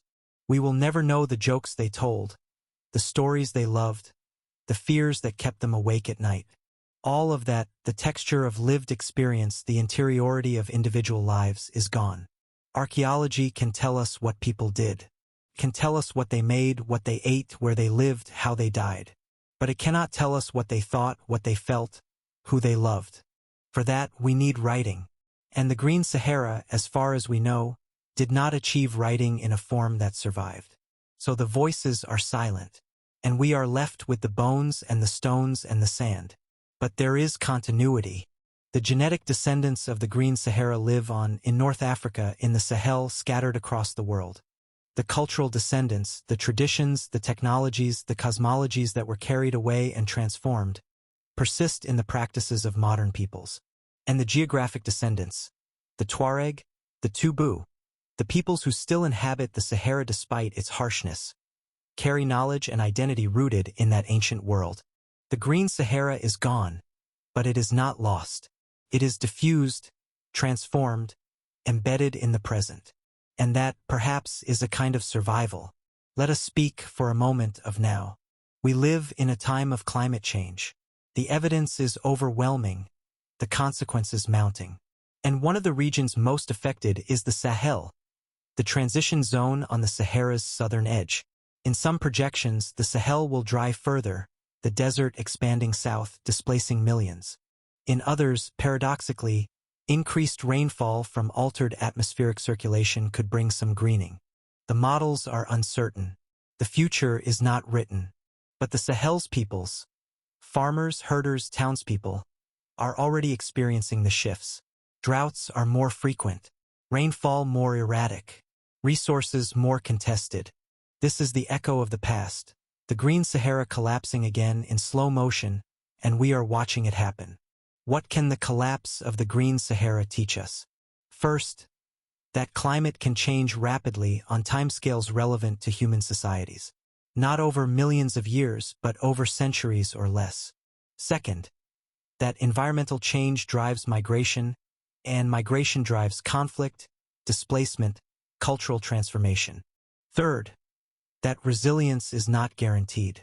Even adapted, successful societies can be overwhelmed. Fourth, that the loss of a civilization, its knowledge, its culture, its people, is a loss for all humanity. And fifth, that memory matters. The stories we preserve, the heritage we protect, the knowledge we pass down, these are our bulwark against forgetting. If we accept that the Sahara holds invaluable heritage, evidence of humanity's past, lessons for our future, then we have an obligation to preserve it. This means funding archaeology. It means training local researchers. It means using technology to document sites before they are destroyed by looting, development, or environmental change. It means working with the communities who live in and around the Sahara, respecting their knowledge, involving them in the preservation of their heritage. And it means telling the story, making the Sahara's past visible, part of the global conversation about human history. Because if we do not tell the story, it will be forgotten. And forgetting, in this case, is loss. Archaeology is often seen as the study of the dead, the lost, the past. But it is also the study of continuity, of survival, of human ingenuity. Every site excavated is a testament to the fact that people lived, that they created, that they mattered. Every artifact recovered is a connection, a thread linking us to ancestors we will never meet but whose legacy we inherit.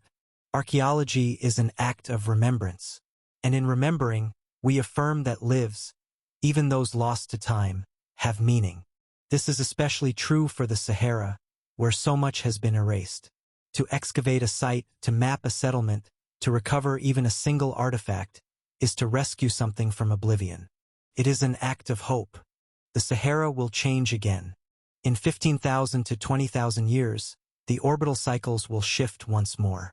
The monsoons will return. The desert will green. This is as certain as anything in climate science can be. And when that happens, if humanity still exists, if we still practice archaeology, we will have another chance. The dunes will retreat. The buried sites will be exposed. The rivers will flow again over the ruins of civilizations we can now only glimpse through fragmentary evidence. Perhaps then, we will finally see the Green Sahara as it was, not through inference, but directly, as the landscape itself reveals its secrets. But that is for a future so distant it is almost meaningless to us now. For us, in this moment, the Sahara is a desert, and the past is buried. Every person alive today is the descendant of ancestors who survived climate change, survived disaster, survived the collapse of worlds. We are here because they endured, adapted, moved, fought, cooperated, remembered, and we carry their stories whether we know them or not. The Sahara's story is part of our story, part of the human story, because the people of the Green Sahara are part of our lineage genetically and culturally. Their struggles, their innovations, their losses, these are threads in the vast tapestry of human experience. To study them is to study ourselves. Why do we build monuments? To be remembered, to mark significance, to create something that outlasts the individual, the generation, the culture. The megaliths of the Sahara are such monuments. They were built by people who knew they would die, but who wanted something of themselves, their beliefs, their world, to endure. And they have endured. The people are gone. The languages are silent. The cities are buried. But the stones remain. This is both triumph and tragedy. Triumph because the desire to be remembered was fulfilled. We are here, thousands of years later, acknowledging them. Tragedy because the stones are all we have. The fullness of their lives, their richness, their complexity, lost. I have posed many questions in this journey. If the Sumerians and Egyptians were not the first, who came before? If the Green Sahara was a cradle of civilization, why do we not recognize it as such? What knowledge was lost when the climate collapsed? What stories, what technologies, what names are buried beneath the sand? These are not rhetorical questions.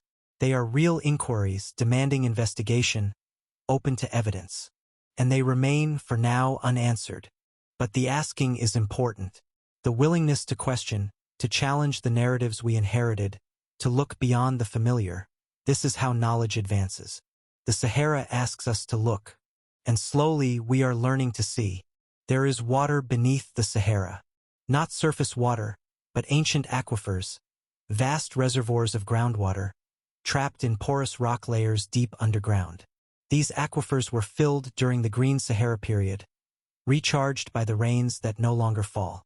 Now they are fossil water, finite, non-renewable, slowly being depleted by wells drilled for agriculture, for drinking, for mining operations. The largest of these aquifers is the Nubian Sandstone Aquifer, stretching beneath Libya, Egypt, Chad, and Sudan, one of the largest groundwater systems on Earth. But it is finite, and it is being drained faster than any possible natural recharge. This is another kind of inheritance from the Green Sahara, a resource left behind, now being consumed. And when it is gone, the regions dependent on it will face the same choice their ancestors did: adapt, migrate, or perish. I mentioned earlier the Libyan desert glass, the mysterious yellow-green glass scattered across the eastern Sahara. Let us return to it because it symbolizes something important. This glass was formed by an event of unimaginable violence, a meteorite impact or airburst that released energy equivalent to hundreds of nuclear bombs, melting the sand into glass. It is beautiful, it is rare, and it is a reminder that the Earth, this planet we call home, is not a safe place. It is a place where cosmic forces, tectonic forces, climatic forces operate on scales that make human concerns seem tiny. The people who collected this glass, who carved it into scarabs and amulets, understood this on some level. They saw the glass as special, as otherworldly, as a gift or a warning from the heavens. And they were right. It is otherworldly.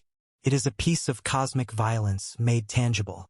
The Sahara as a desert is young, 5,000 years. The Green Sahara phase before it, 10,000 years. But the Sahara as a geographic feature, as a region, is ancient. It has cycled between green and arid for millions of years. And humans, in various forms, have been present through much of that time. Homo erectus fossils have been found in Saharan sediments over 1 million years old. Homo sapiens has been in Africa for 300,000 years, and the Sahara has been alternately barrier and corridor throughout that span. This is deep time on a scale that makes written history seem like a footnote. And it humbles us. Our civilizations, our empires, our achievements. All of it compressed into the thinnest sliver of the Earth's timeline. How many human cultures have existed and vanished without leaving a trace we can recognize? Not just in the Sahara, but everywhere. Cultures that never developed writing, that built with perishable materials, that were overtaken by climate, war, disease, or simply time. The vast majority of human history is unwritten. The 5,000 years of recorded history are dwarfed by the 200,000 years of Homo sapiens existence, and the millions of years of hominin evolution before that. We know so little. And what we do know is biased toward the last few millennia, toward cultures that wrote, that built in stone, that happen to exist in places where preservation is good. The rest is silence. To study the past is to confront the limits of knowledge. We want certainty. We want clear answers. We want to know definitively what happened, when, and why. But the past does not give us certainty. It gives us fragments, ambiguities, competing interpretations. And that requires humility. Humility to admit what we do not know. Humility to revise our theories when new evidence emerges. Humility to acknowledge that the narratives we tell are provisional, constructed from incomplete data, shaped by the biases and perspectives of the present. The Sahara teaches humility. Its vastness, its silence, its buried secrets, all remind us that we are small, and our knowledge is limited. There is a solitude to desert archaeology. The distances are immense, the conditions harsh, the work slow and often tedious, surveying, mapping, sifting through sand for the smallest artifacts. And there is the knowledge that you may be the only person to stand in this spot in years, decades, perhaps ever again. You are alone with the past, in a way that is impossible in more accessible, more crowded places.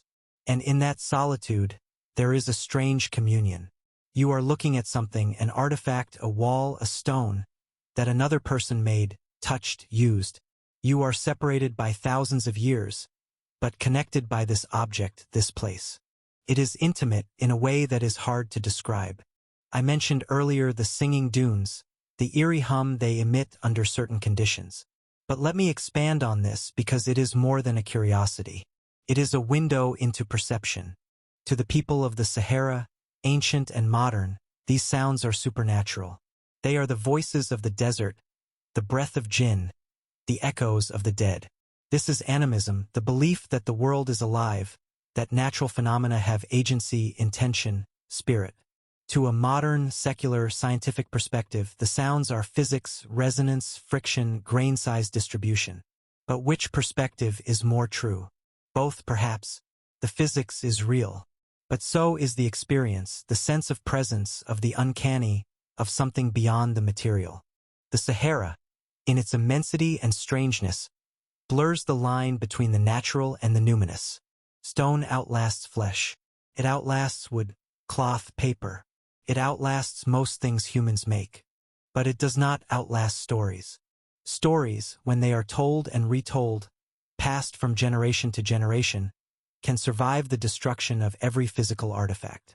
The Epic of Gilgamesh survived because it was told, then written on clay, then copied, then translated. The oral traditions of indigenous peoples preserve knowledge spanning thousands of years, knowledge of geography, of climate, of events that occurred before writing. The Sahara's deepest past may not be recoverable through archaeology. The stones are too silent, the artifacts too few. But if the oral traditions of Saharan peoples are taken seriously, if they are collected, analyzed, tested against geological and archaeological evidence, they may reveal what the ground cannot. Stories can outlive stone. And in the Sahara, they may be our best remaining archive. We have journeyed far, across dunes and dry lake beds, through layers of time, into myths and stones and silence. And now we arrive at the final question. What does it mean? What does it mean that the Sahara was once green, that civilizations may have thrived there, that they were erased by climate and buried by sand? It means that the story of human civilization is incomplete, that the firsts we celebrate may not be first, that the cradles we recognize may not be the only cradles. It means that we have forgotten more than we know, that beneath the familiar narratives lie older, deeper layers, waiting. And it means that the past is not a fixed thing, safely catalogued and understood. It is unstable, open to revision, full of surprises. The geological data of the Sahara is incomplete. We have sediment cores from some lake beds, but not all. We have climate models, but they are coarse resolution, unable to capture local variations. We know the broad strokes. The Sahara greened around 15,000 years ago, dried around 5,000 years ago, but the details, the regional differences, the pulses and reversals are not fully mapped. And buried in those details may be answers. When exactly did specific regions dry? Were there refugia, pockets of green that lasted longer, that might have supported populations after the broader collapse? Without the data, we cannot say. And without funding, political stability, and access, we cannot get the data. So the geology remains incomplete, and the implications unclear. But here is the truth. We are on the cusp. Technology is improving. Satellite resolution is increasing. AI is getting better at pattern recognition. Drones are cheaper. Ground-penetrating radar is more portable. And access is improving slowly. Some regions are stabilizing. Some governments are prioritizing heritage preservation. Some collaborations are forming. In the next decades, we will find more sites, more artifacts, more evidence. And each discovery will refine the picture, will push back the boundaries of the unknown. The Sahara will not give up its secrets easily, but it will give them up. The Sahara is a mirror. It reflects our own fragility. It shows us what can happen when climate shifts, when resources fail, when worlds end. And perhaps that is why we do not look more closely. Why funding is scarce, why the Sahara remains on the periphery of archaeological focus. Because to look at the Sahara is to confront uncomfortable truths about impermanence, about the limits of human control, about the possibility that our own civilizations, for all their power and technology, are as vulnerable as those that came before. It is easier to celebrate the pyramids of Giza, to marvel at Sumerian cuneiform, to focus on the triumphs, the monuments that endure, the knowledge that survives. The Sahara reminds us of what does not endure, and that is unsettling. If the desert could speak, what would it say? Perhaps, I was not always empty. I remember. Or perhaps, do not mistake silence for absence. I am full of ghosts. Or perhaps, most hauntingly, you too will be buried. You too will be forgotten. But something will remain. The desert does not speak, of course. It only waits, patient, indifferent, eternal. And we, standing at its edge, can only wonder. We owe a debt to the past. Not a financial debt, but a moral one. A debt of remembrance, of acknowledgement, of respect. The people of the Green Sahara, whoever they were, whatever languages they spoke, whatever gods they worshipped, were human as we are human. They loved, they feared, they hoped. They created beauty. They solved problems. They passed knowledge to their children. And then they vanished and the world moved on. To remember them, to seek them in the sand, to tell their story even in fragments. This is how we honor them. This is how we affirm that they mattered. We are all, in a sense, children of the Green Sahara, because the genetic, cultural, and technological legacies of its peoples are woven into the fabric of the civilizations that followed. Egypt, Sumer, the Sahel cultures, the Berbers, the Tuareg all carry pieces of that lost world. And through diffusion, through trade, through the long, slow mixing of human populations, those pieces reached farther, into Europe, into Asia, eventually indirectly everywhere. Human heritage is not segmented into neat, isolated boxes. It is a web, interconnected, with threads running in all directions across time and space. The Green Sahara is one of those threads, and it runs through all of us. Somewhere in the Sahara there is a stone. It stands alone, perhaps, or with others in a circle. It was placed deliberately millennia ago, aligned to a solstice or a star. The person who placed it is long dead. The culture that erected it is gone. The language in which the dedication was spoken is lost. But the stone stands. And one day, perhaps tomorrow, perhaps a century from now, someone will find it. An archaeologist, a herder, a wanderer. They will see it and they will wonder. And in that moment of wondering, the past and the present will touch. The stone will have done its work. It will.